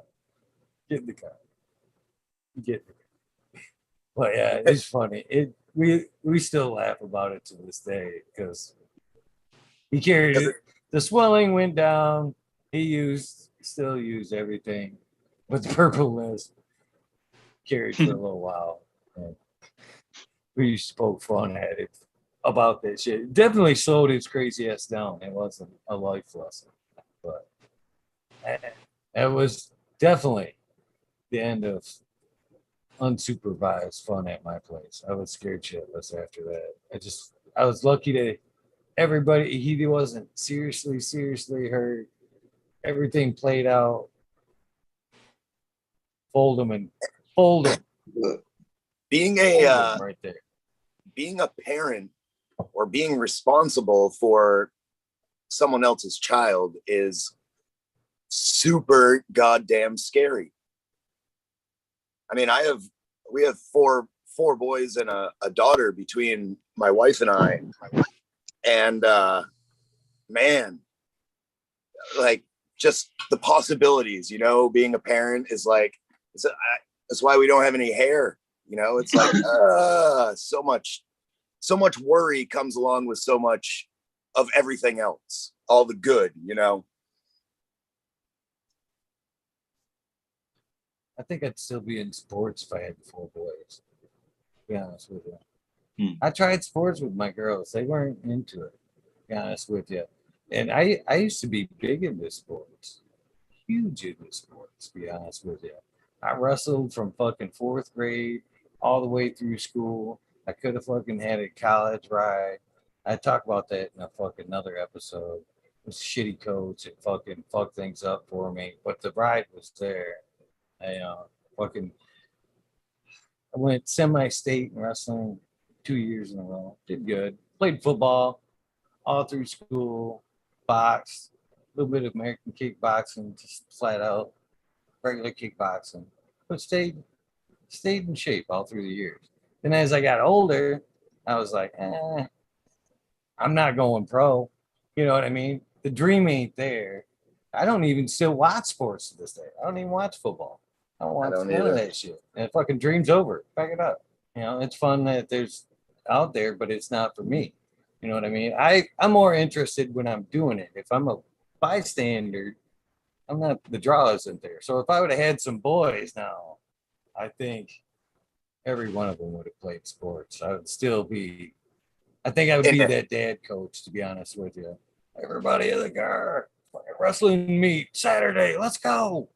Yeah, I think I'd still be there, but happy either way. We homeschool, so we have like a little disconnect from that public school athleticism geared environment, so we don't really push the athletics a whole lot. It would be worse. They would have to go through dad gym class, and that would probably be one-on-one wrestling with dad. Some kind of sport. There'd be some kind of roughhousing going on, and homeschooling nonetheless, I think. Yeah, they would probably be, man, why can't we just go to school? And have a gym like normal kids. Yeah, right. No, you're gonna sit here and get punched in the face. You're gonna learn how to jab. You're gonna learn how to reverse punch, and learn how to take. I didn't a punch. say it, but I'm not gonna say no, Chittabog. Yeah. I didn't say it, but I'm not denying it. Right. It could have went down like that. But thank goodness I've grown up. It may never went down like that. If I had boys today, it probably wouldn't go down like that. But if I were to rewind 20 years, chances are probably good. You could still have a boy. No. I got fixed. Third girl, I seriously went to her and went, I'm gonna fucking pound my cock between those big rocks out front if one of us doesn't get fixed. Oh, it's not you? Cool. I'm getting fixed. And I've actually told that story too on the air. It's fucking actually horribly funny. I have a buddy. Funny. I have a buddy who has 5 kids. He had a vasectomy. He just had his 6th kid. The vasectomy is still intact, but his little soldiers somehow found a way. And it's his kid. It's not anyone else's kid. Like legit. Like his vasectomy. That means that the return of Jesus is near. That's all that means. Something, the rapture is coming, my man. Hallelujah. Thank you. There is a slight chance that it can grow back, actually like bypass, a little bit, or it was never finished right. You're supposed to go back in within like 10 days after and get a test done. But obviously he didn't, maybe. I never did because of the fucking embarrassment. I never went back to that doctor's office, to be honest with you. Never went back. Yeah. Never went back. I'm doctors don't bother me at all. With all my neck stuff, I mean, I've spent there's nothing they haven't seen on me. Okay. What about a room full of people? And you are now the subject of teaching. First surgery ever done in the world on my neck. I've been in rooms full of people. That's cool though. You have, this is something new, and it's not. I think it's cool. I don't know anybody else that has a fucking throat like that. To be honest with you, I think it's kind of cool. You fucking kick-ass survivor, man. You're, shit can happen. You can live a fucking good life. I'm glad to fucking see you. You're fucking bionic, motherfucker. I got metal knees, metal throat. Still, I would think. What happened to Redpill? Oh, there he is. I thought he fell out of his chair or something. Yeah, that tends to happen. Yeah. Thought that dad kicked you right out of your chair, man. Oh. I completely forgot what I was fucking talking about. I did too. Completely screwed. Maybe if we had some hair, it would have retained those thoughts. Think people with hair have a better memory than people without hair? I thought you were talking about being bionic. He is bionic, and I do remember. It could be. I don't know. I sure hit my head a lot after I took this on because I used to have long hair. Never hit my head. Shave this motherfucker. Scar territory. I've still beat the shit out of my head. There's some kind of feeler action going there. Whiskers. But the embarrassment, I remember now. I got to call out the embarrassment because you were talking about this and I said it was cool. But you were not in the room with a bunch of students during your vasectomy, while mostly women and young males took notes on your penis being flipped back and forth. Lots and with lots a pencil, as everybody talked about your junk, and then did they performed a procedure. All you can hear in the room. So I'm still going to sit here pencil on and call your surgery much cooler, Jitterbot. Just saying. But would you went yours back for possibly that, much more personally uncomfortable? if I would have left to a room full of clapping people, maybe I would have went back. It's like some kind of like, yeah, no. I Or don't if only you remember had it the, that Or way, maybe so. if they had gotten larger pads of paper. all those notes. You got to flip that damn legal pad filled out. Yeah. They just had those like little super sticky pads. They're like, oh, okay, this isn't going to take very long. We'll do some. Or if only Eagle had the crystals catchphrase back then. Yeah. Terrible experience. I don't suggest it. They actually offered me a discount, and I was paying cash at this time. So I was like, yeah, how bad could this be? Bad. Bad. It was How- not worth the discount. Damn, How many dude, people- I wonder if that's how they get everyone, right? Like I said, there's Yeah. like 13, 14 people surrounded, enough to completely surround a bed. Now- you know now what I mean? Was it like the old, like the TV show where they're all up high looking down over you from like a balcony? No. Dude, I imagine it That would have opposite. been somewhat personal. I imagine were- him That would have been like somewhat personal. They like were an right actual- around They you were- like a bunch of aliens. I imagine him Yes. actually like in like a lab class, like where he stands up on like the front desk and the rest of the class is just watching and observing.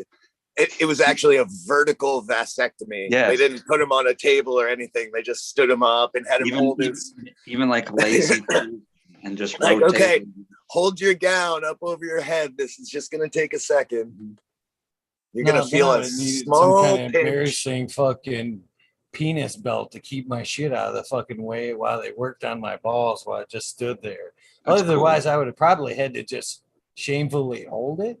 Mm-hmm. I don't know. I first option might have been better. Still embarrassing. All the way around. I can't Okay. imagine you wouldn't have had a little bit of fun with it in some way. I wish I could have said I had a better sense of humor. No, that's, about I mean, it the at time, crystals but- catchphrase wasn't there, so he couldn't at least, he couldn't torture the other end of, he couldn't flip it on the people observing, make it uncomfortable for them. Come in after it's eating no like a wonder why. Cialis or something. Mm-hmm. He's like, I No don't wonder need the why I penis still don't belt. like doctors. Herbal medicine all the way. All right, how do we do this? Who's got the biggest foot?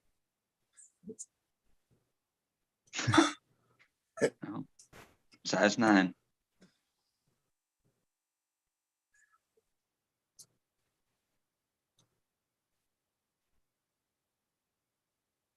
Yeah, that wouldn't end very well, would it? No. They did it that way. Imagine if that's how they did it, like way back when it's like sterilized guys. If, instead of like cutting it off, if they just like put them there and everyone just came up and was like boom, boom, boom. They just like That's what kicked them, that. like Oddly enough, that's what it felt like. To be honest with each other, Bob. Every stare felt like a fucking kick to the jaw. It was man, just in my mind. after 14 years of martial arts, like getting kicked in the junk is like getting pinched. You know what I mean? It's Mm-hmm. When we were just talking, You got 14 years there, Cheddar Bob? I was Yep. actually I just knew I going to ask. wanted to fucking wrestle around with your ass for some reason. I have we we wouldn't wrestle. Bro. once in a while I have to do memory checks, and I'm glad that you mentioned that, because right before we got on the topic of vasectomy, we're talking about athleticism in the household. You have done jujitsu, right? I'm not misremembering that. Yes. Okay. No, Good, not good. me.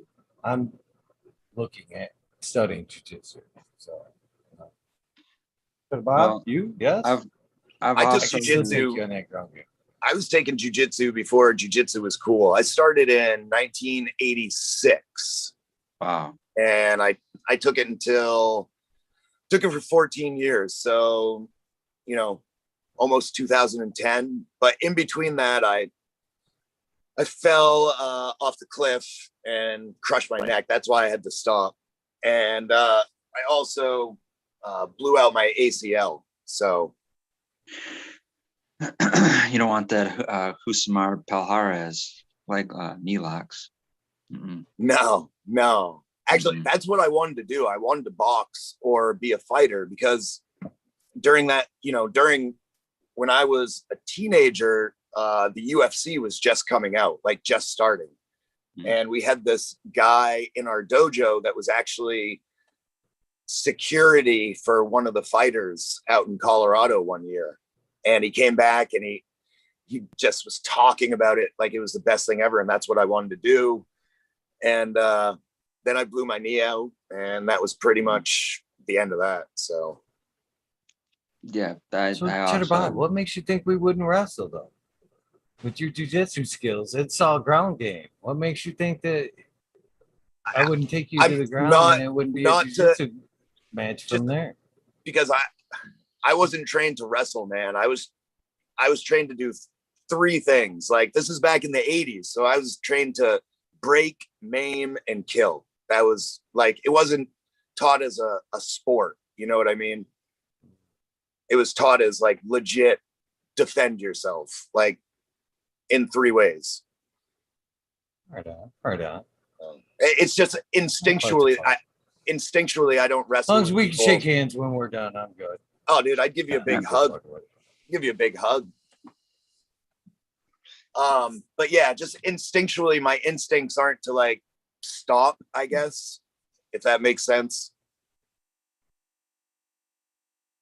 Well, I've also had spinal surgeries too for my scoliosis too.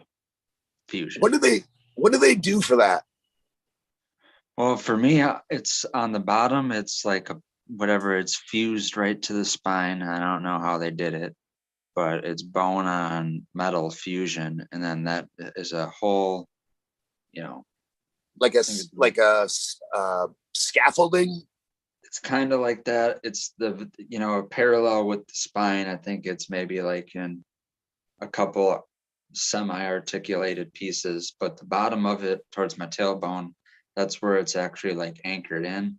And then the top more towards my shoulder blades, that's where it's the top of it. And there's like a protrusion, and I have to build muscle and fat around it, or else or else it'll poke out. Yeah, exactly. And that's actually one of the things that slowed me down. Why I was just getting into jiu-jitsu before I even got diagnosed and treated for the scoliosis. But where it pokes out is basically like a fulcrum. And just in the habit of things, the short time that I did do jiu-jitsu, I got comfortable with being on my back, right? And being better at finding, my way to a submission through defense off my back, better than offense on top, because I'm so light, just better. The technique was better for leverage rather than just overpowering people. So being off my back is just what I got more comfortable with. And now, because I have that protrusion, it's literally like a fulcrum. So not only does it just hurt have someone press on my chest onto that point on my back, but now I can be spun around and better maneuvered from on top because of that. So that's like you're like a top. Yeah. Wow. Mm-hmm.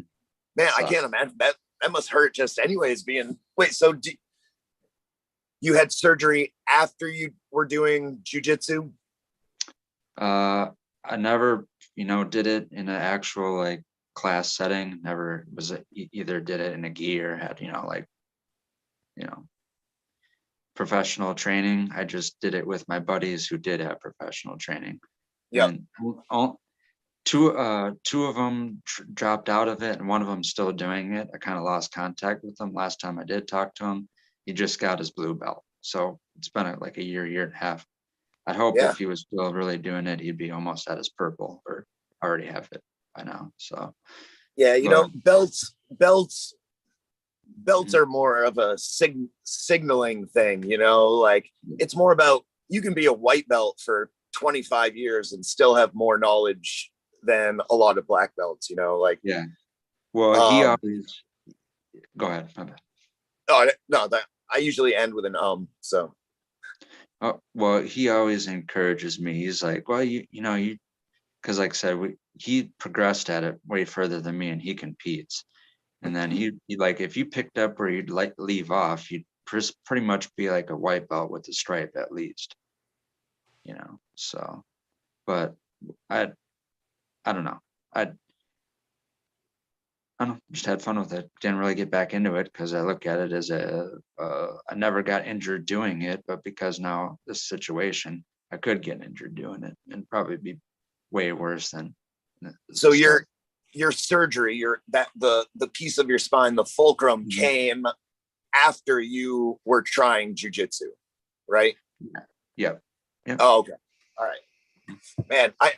I wonder if there was some way that someone could work with you from perhaps like your side, or doing something like that, because it's wonderful for your body and for your mind and for your spirit. Like it's all positive if you can find a way to kind of switch things around a little bit.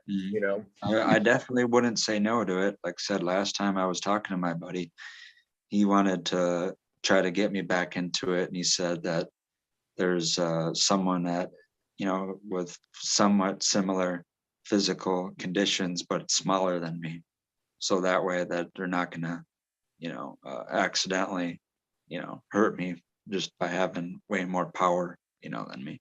And that's why I can't let myself participate anymore, because I can't trust some new 250-pound guy to not put me in a I let him put me in a chokehold, and he goes too hard, and boom, the metal in my neck bends and I'm dead.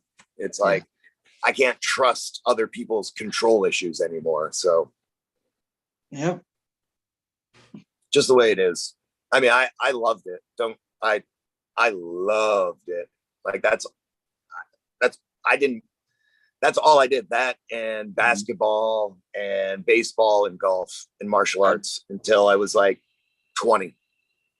The only one I didn't do was the baseball. Ironically, I did do basketball and golf too. Yeah. My dad, I hadn't returned to golf because it was one of those times my dad disciplined me. I can't remember if I just started like swearing or getting angry, or if I actually threw my club. But my dad was like, "All right, that's it." And he just took me off the course, and we never went back. Oh no, that's like some of the most fun you have on the golf course is the throwing of a club and swearing. The combination of curse words is like, I've heard some pretty epic poetry out there, man. I think he was just trying to like discipline me, and it was too public and there was witnesses. So he was, I was maybe like 11 or 12. So I was throwing a fit, and then other people were watching. So he was like playing the dad, doing the dad move, and be like, I got to discipline my kid. Fucking. So to this day, I believe I'm probably wrong, but I'm the only person to be suspended from a golf course for mooning people during a tournament. Oh my God. While participating. You're the Happy Gilmore. You should have reminded me of that. But he's trying to impress that chick in the movie. He's like, yeah, I got some records. He was like, I spent the most time in the penalty box, and I'm the only guy that took his skate off and tried to stab someone.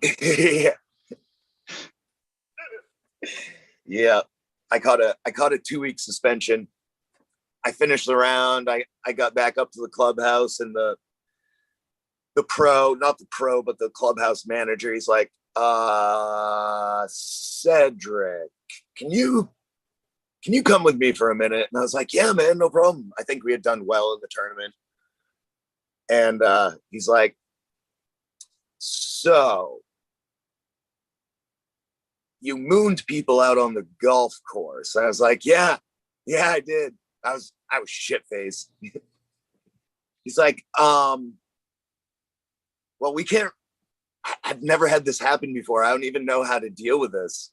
He's like, I'm going to have to suspend you for 2 weeks.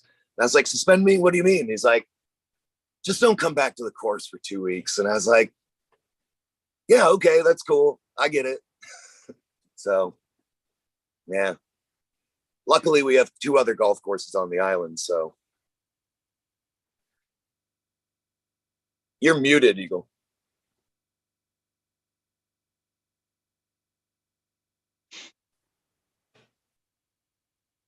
Am I muted?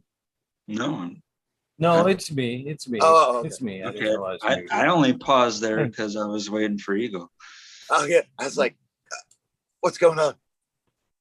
No, it's totally me. And then I couldn't find it because it was hid behind my fucking light there. Stupid shit.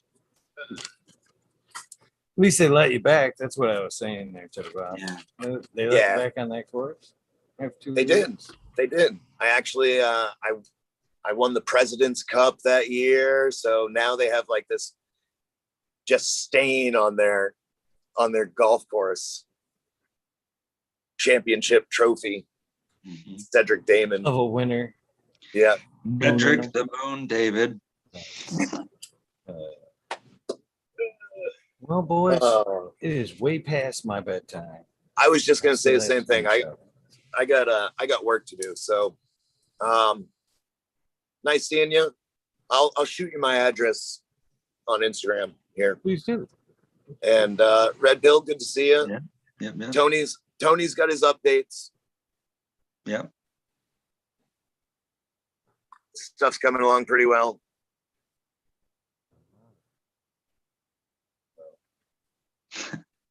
You've been slacking on the updates, man. No, I've sent him several updates. I think he's a little upset with me right now, but that's a different story. Anyways, have a great night, everyone.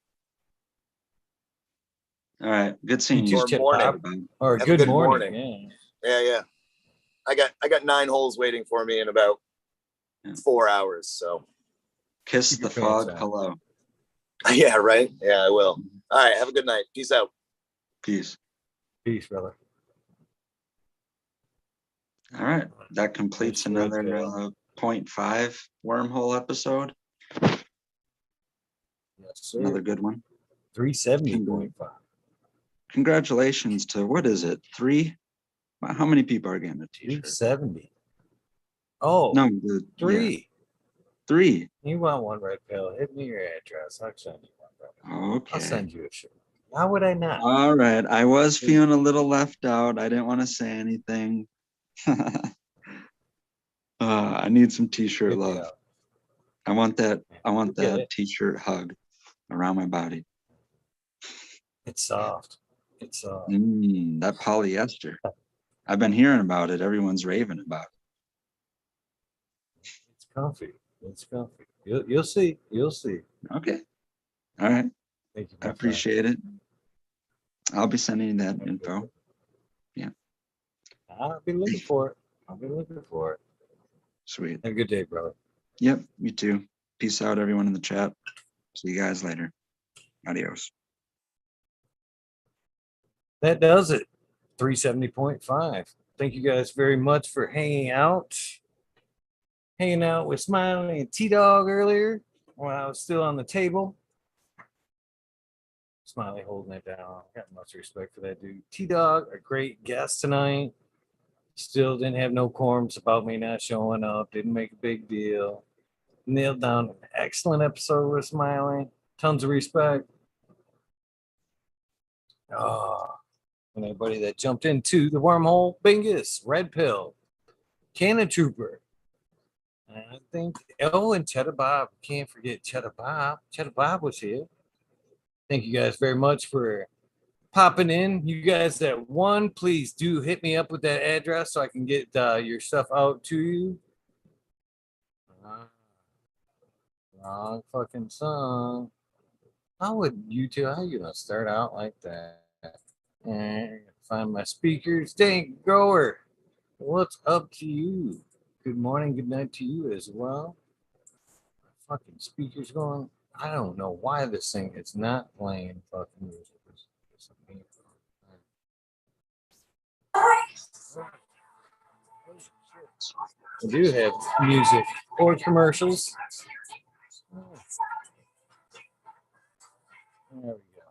There we go. Hopefully. Oh, today should have been 371. All right. Thank you, Jason. Enjoy that ranch, brother. If you haven't noticed, you're blue. I'll change it. I'll update the numbers. I think T-Dog actually got it right, to be honest with you. Can't make it a tattoo. I'm getting tattooed. Good luck on that tattoo. Rasta Bob, cheers to you. Respect, my friend. Let's get this going. Some cool. D's House of Dank, Mama Law 710, Scarecrow 420, Green Thumb Bum. Okay. Christina MG 89 Unplugged 705 Medical McGullicuddy, Rick T the Rebel, the IG 207, Fabian Salinas, Dave's Not Here, Tom Spook, Greg Walker, Mendo Dope, Dung Beetle, Red Eye Jedi Grows, Mother Nature, Justin Conway, Duckweed, Rumboy 7426, Justin Goodearth, Strongman, Okie Grower 75, Corey Trevor, Michael Wall, Small Vision 420, Who's Your Cat Daddy, Taco, Don Slug, Rick S, Into Bushes 827, James Simmons, Kevin Hahn, World's Last Hope, Pats Fan 420, Biomentor, Dirt Road Dude, Kenneth Shiva, Jose Ramirez, Red Eye Rosser, Dab Goblin, Buzz Lightyear, Dr. Buzz Lightyear, 710 Canuck, Ken Queen Genetics, Stabby Tanaze, Fumitor, Dirtman, Dan, Keith the Black Sailed, Mr. Bosilla, Zen Premium Gardens, Rasta Bob, Rasta Jeff, Soiled Root, Small Tubes, Tyler, Frosty Buds, Nor Michigan Micro, Ouija Buds, Sub T Roy, Big Jar Grows, JC, Modern Genetics, SoCal Weed Nerd, John, Last PPG 15, Green County Grower, CJ Apple, Perfectly Imperfected, Dollar Tree Grower, T1 Productions, Dank Grower, DOA Grow Meds. I'm dropping those seeds today. Miss Nudie Grows. I grew some. Johnny Can't See, Nutrient Shootout, Snotty Nicky, Zoe and Slammer, NNY, Pixel Monkey, St. Bernard's Observation Booth, Clover 420, High Spy, Aldrich 25, Miss Madam T, Sumu, Mo Grower, the Can of Crate, Loki Grows, Kess, Sess, this guy, Burton 7979, Polish Hammer, Midwest Outlaws 31, Voodoo Ultra, Fred Zone Nerds, Kelly Connection, Wolverine Grown, Big Jar Gross, Jimmy One for Life, Laid Way Back Farmer, D Block, MMP Nations Creations, Amber Lalonic, Psychedelic Warlock, Artist LD, Sir Sticky, Rob, Big Day 420, Grant Window, Big Ed 1961, Matawana G3, The Green Click, J&K Triple G, Mr. Sprinkler, Brittany and Tyler Tisa, Hope Farms, Lisa G, John B2 Crazy for You, BGWG 420, Dr. Budswell, Purple Thumb, OG, Anthro, Central Media, Anthro, Just Space 420, East Coast Score 420, Sir Howe, Trey Malone, Keep It Real, Hagerton 420, Zeb Zeppelin, Audit Everywhere, BT Double D, Grows, Bingus, Green Puffet Man, Alex Boykajeff, Chef Life, School of Crop, Cause I Love It, Green Mountain Grower, Southwest Okie, Real 100, 212, Andy Man, Miranda Family Farms, Page Farms, Me All Flower, Ryan Henderson, Green 13, Noob Sailbot Wins, Kingdom Aquaponics, Indra, Michigan Native, Mary Jane's Medgarden, Streamer 77 Double D, Bad Bunny and Nutrients, Mr. Green Pots, Mr. Green Nugs from 619 to 664, Spaniard Kroger, Jones and Grow, Papa G Grows, Raz Amy, Dro Grows, Cass, the Grow From Your Heart podcast, Lily Luna, the Green Med Flock, Jeremiah Miranda, Sony Creek, Lost Art, Mr. No One, LG 420, Giant Mike, Prometheus Soil, Jason Eyestone, P. Win, David Colby, Mason 66 Stu, Scroggy Make Scroggerton, The Goddess Grows, Kaylee, Chen Brad Family Farms, Polly P. Bjorg, Kevin Jodry, Mike Concho, Jay Huggins, UDA, Green Tree Hugger, Kush Cloud, Joshua Steensland, Organic Home Buds, Warren Nelson, Cam Wood, Maine Missick, Show Love Always, Kelly Stone, Texas OG, Chuck Norris, Sarge S, Claire Fresno, Happy Guy, Dan the Indoor Man, Growing Homies, Hamilton Grows, Clip Smoke, Keystone Canna Flag, PA Big High 710, Eugene Greeleaf, Ace Drew Hustle, Fred Darn Carlos, North Arizona, Beer Grow 420, No Solid, Jesse White, Gostain Yeti, Introvert Genetics, So Jake, Vixen Robin, Killer 8 Mo, James Buttercreek, C-Dub from NorCal, the Pharmacy Seed Bank, Deadhead, Smokey 616, Curtis Mahan, Matt Myron, Morty, Rick Heyman, Stephanie Dorr, Antenna Seeds, Curious K, Mike Rubos, the Drew Bear 420, Maxi 751, Lawrence Gonzalez, Slow to Get Up, Stu Moo, Hopco 719, Bake with Shake, Baby, Old Smoke, PWC, Grow Buds, Laura Wash, Mr. Weed Blunt, Old School Grower, Chad Westport, Honcho Grow, and Flora Nugs, My Little Piece of Heaven, Pungent Sound Scenes, Goliath Grower, Richard T, Chrissy Wannabe, Mr. Soul, Food Spectrum Gone God, Lori Henson, Real 2,000 Years of Tradition, Mr. D. Conley, Pimp, or, damn it, I lost my spot. D. Conley, Pimp Jam McBoneyface, Show Me Sasquatch, fuck Google and you. I'm going well, baby. Canadian Resort, Poor Dirt Fall, Carl Wright, Zephyr, Humboldt Farms, Tannery Farms, Seldom Seen, Old Park Garden, Title 9782, Skunky Pads, Martial Artist 2012, Micro Slave Hafner, Daniel McDizzle, Medically Fit, KGB, Robert Mr. Greenfingers, motherfucking Thomas. Damn commercials. Jane Grower, here is your song you suggested a long time ago. Rancho Costa Planet, Monkey Balls, Andrew Champa, Bobby Lynn Means, Trent Digger, Mr. Mac, Tony Lake Bowling, Bill S. Wee Peace, Tater Delicious, Minty, Country Roots, Huron Fire Genetics, Earth Creeper, Big Ray 420, Teeny Weeny 101, Buds and Hazard, Mr. Club 14, Bearded B-Man Farm 616, Snarl Up North, Max Crewman, Ruby, Timothy McKimmons, Neo, Justin Beans, Chronic 88, Fat Belly, Real, Jennifer Steele, Cannabis 03, Turk Farmer, Shannon Stevens, Carlitos, Latinos, Cater Country, Mr. Speed, Will Steen, Firesaw, Wally Wookie, The Goddess Grows, Rasta Bob. Again, respect, brother. White Feather Grows, Burning Shrooms, The Dank Grower, or Tone Grows Dank. How did I fuck that up? The K-Man Grows, BX Gunner, Smith, Dude, New Grows, Sean McCann, J Monk's Dank Agenda, Wawa Canna Grow, Fall Dog, Huron Cannabis Council, Alyssa Parrish, Rock Fam, Justice Mix, 420 Ben, Fresh Grows, Robbing Herbs, Hi Boy, Your Mailman Grows, We Be Growing, Australia Grown, Love for the Plant, Argo American, Smart Poker, Unfrozen Caveman, Hawaii's Highest, Surfcraft, Micro Goon, Jeff Lowenfels, Mobius Grows, Dank Brownies, Dandy, Elliot Harkins, Mystic Flavor, The Foraging Gardener, Overwater, Overkill, Seattle Steve, Shadow Warrior, Valley Green 514, Oz Indica, Dr. MJ Coco, Brandon Russ, Matthew Gates, D's Bags, Drone Star, Shotgun Willie, Dink, Yoda, Jay Simmons, Turbo Grows, Clockmas, Coop, DJ Conley, Aaron the Grower, Light 1978, Michigan Grown Buds, Your Boy Roy Boy, Delta 9, Jay McDaniels, Clockmas 420, Stinky Colas, Dylan signed for PFC Farms, Husky Garden, Sungrown 707. It's been a minute, brother. Hopefully you hear that. J8 Grows, J420, Cascadian Grows, Tito's McGee, Fort Plants A, Weedworks, Captain Scrog, Skunky Buns, Hans Warrior, Jackie Young, Terry Live, McGaster Tempe, Annie N, The Urge, Green Jr., Leon from All Purpose Plus, Green Goose, 11 Smiles 11, Bindu Buds, Michael Rasa Plenty, The Riven Bat Boy, Jack Greenstock, you were missed. 420, Boom Farms, Charlie's Farm, 420, Aldridge, 25, Smiley's Garden, JD's, Misty's Nugs. It's been a minute, Misty's Nugs. We miss you. Smoking, Grow Frazier, Grow Koski, Twisted Roots, Faded Farm, 420, Jeff Zarowski, Genetic Memory Farms, Fall 420, Cameron, Mr. Bagsy, Jill Carter, Mystic Marks, Mystic Grower, Ginger Snaps, DTE, Grows A, Rick Wolf, DLP 2372, Ned Denver, Mike Dender, Sergeant Pepper 420, Cannon Trooper, Blind Cat 420, Light Up Again, Tim, UKSIF 420, Buddha Boy, Devin Shipwreck, Medical MJ, Budsville, USA, Resurrection Prophet, Chris Martinez, Dinkman Dan, Dinkman 420, Red Setter Farms, Good Life, Joni Bell, Chicha B, Most Hated Grower, the Major General 420 Army, the American one, W Digger 714, Shirates, Kineos, Genetics, Mountain Skies, ready to hit that hot five. Where you been? Chris Mertz, Ian, Save Robbie, Sergeant Live, Hepa Faye Cam, Finger Lakes Finest, Ridge Pass, Dozer Mood, Southern BT Grower, congratulations, Choose Medical, Jared Bear, Plus One Mushroom, Secret City Pioneers, My Little Tent, 2042 Spacewalker, Christian T. Mump, T. Barrington, Heart and Soul, Homegrown, Mike B, T. Dwayne, East Coast Will, Heidi Day, Galactic Gardens, John Smith, Elliptis, My Natural Farms, Pacific Northwest Seeds, Ross, Kyle Paul, and of course Lemon Hoko Trench. Rita's Use of Life, Richard 420, Grant Manuel, for Mary Band, Sammy Sizzle 81, 9-inch Colas, Chris Mo, DK Trades, Vision Creator, Guru, The Kind Brew, Canna, Nation, J Wire. Oh, it's two, not one. Jay Wawapi, Sean Binns, Rescue Ready, Roadside LLC, Notorious Nugs, Magma Seeds, Father and Son, Trimming Tutorials, Dub T Dank, Jose Martin Perez, Doggo the Hut, 420 Buck, Chiba Man, GR 420 Community Videos, GMO. Hopefully you have an amazing week, my friend. Detroit River Rat again. Thank you, my friend. Louis Garcia, Michael P, AJ Everyday, Captive Audit, Chatted Bob 13. Thank you for popping on.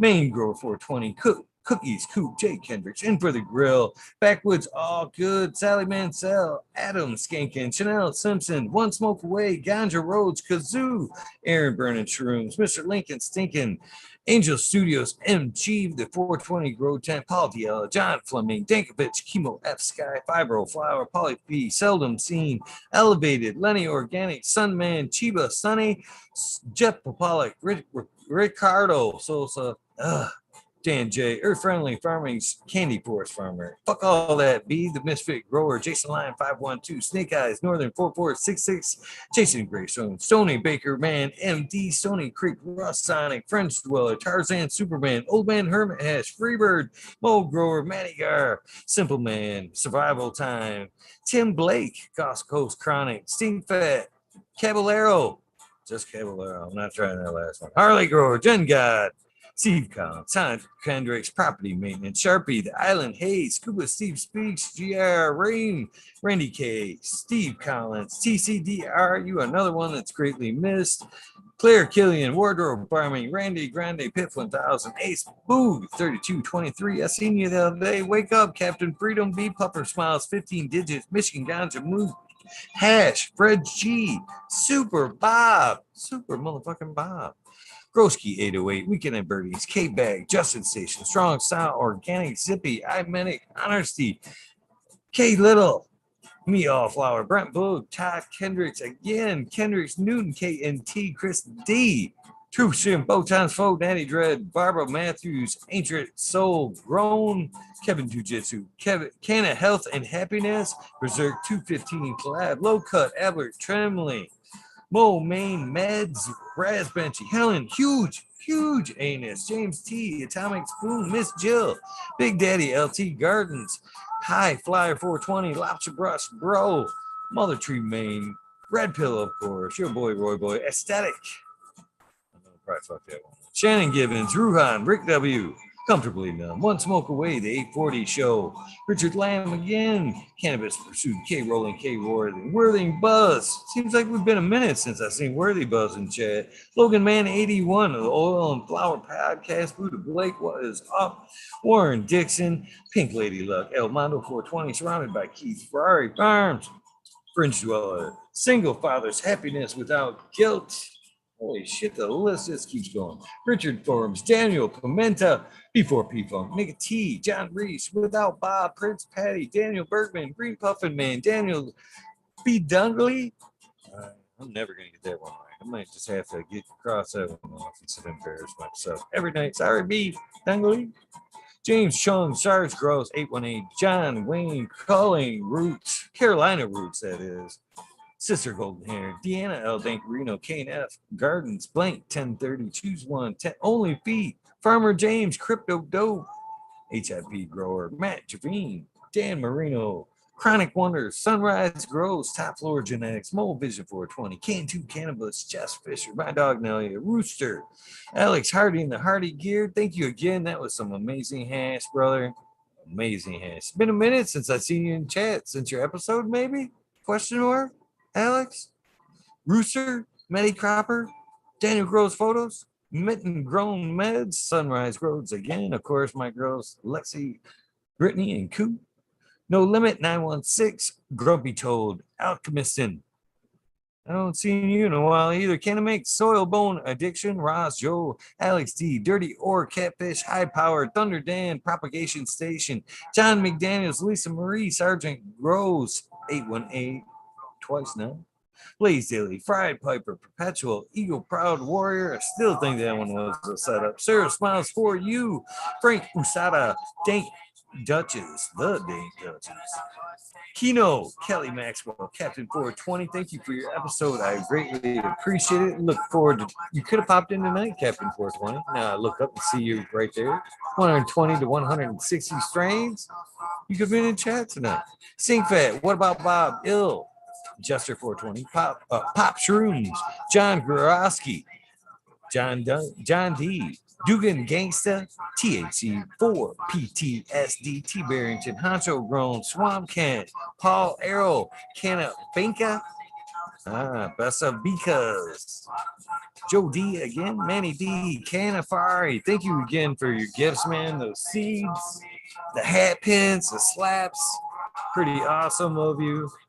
Send some shirts your way as a thank you. Fo 20 AB Normal. Thank you again for your episode. Looking forward to you popping in. Where are you today? You've been in chat. Franklin Guerrero, Fairfeet, J Brent 74, CK Brown Guy 420. Pachyderm 420, Burning Tree, Maine EA, Gray Sun Grow 207, Hydro Daily, Hemp with Gigi will be here sometime this week. I gotta look at the calendar. Jamie Ream, Supreme Grape. What we got here? Rockefeller, Sony Rockefeller, Caveman Cannabis. We're almost done. What we got here? Brew City Synthetic, Sustainable, Hawaii Sustainable, Midnight Roots, of course. That was an awesome episode. Dead Clinic, Knuckles, Michael D. Can't even read these ones. I scribbled them out of the corner of my eye. Polly, be quick, be nimble. Yeah, that one's right. Hey, cheers, Polly. I seen you in chat tonight. Bud Kilowatts, Michael D.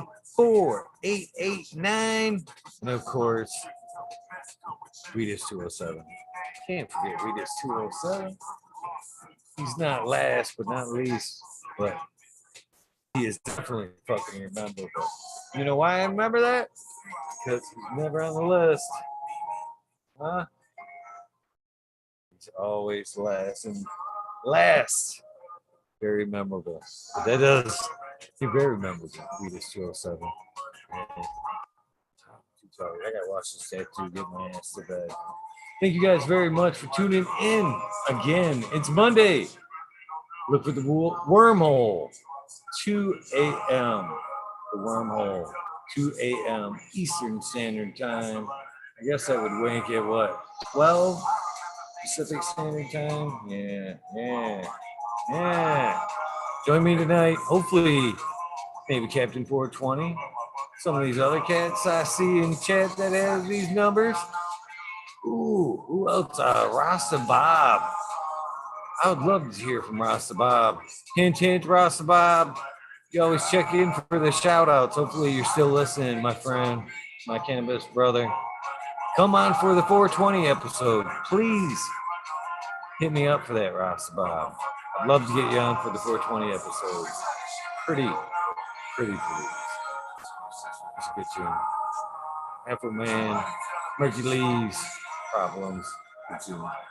I'm whooped. I'm headed off to bed. I love you guys. I'll see you tonight. 2 o'clock, 12 o'clock. Good morning, good night. However you look at it, you guys know the deal. It's the end of your day, your journey. Get some rest. This is the beginning of your day, which, fuck, it's almost 6:30. It should be the beginning of almost all your days. Have an amazing day. Please start out your week with a random act of kindness. Please do something nice for somebody. I love you guys. I'll see you tonight. I am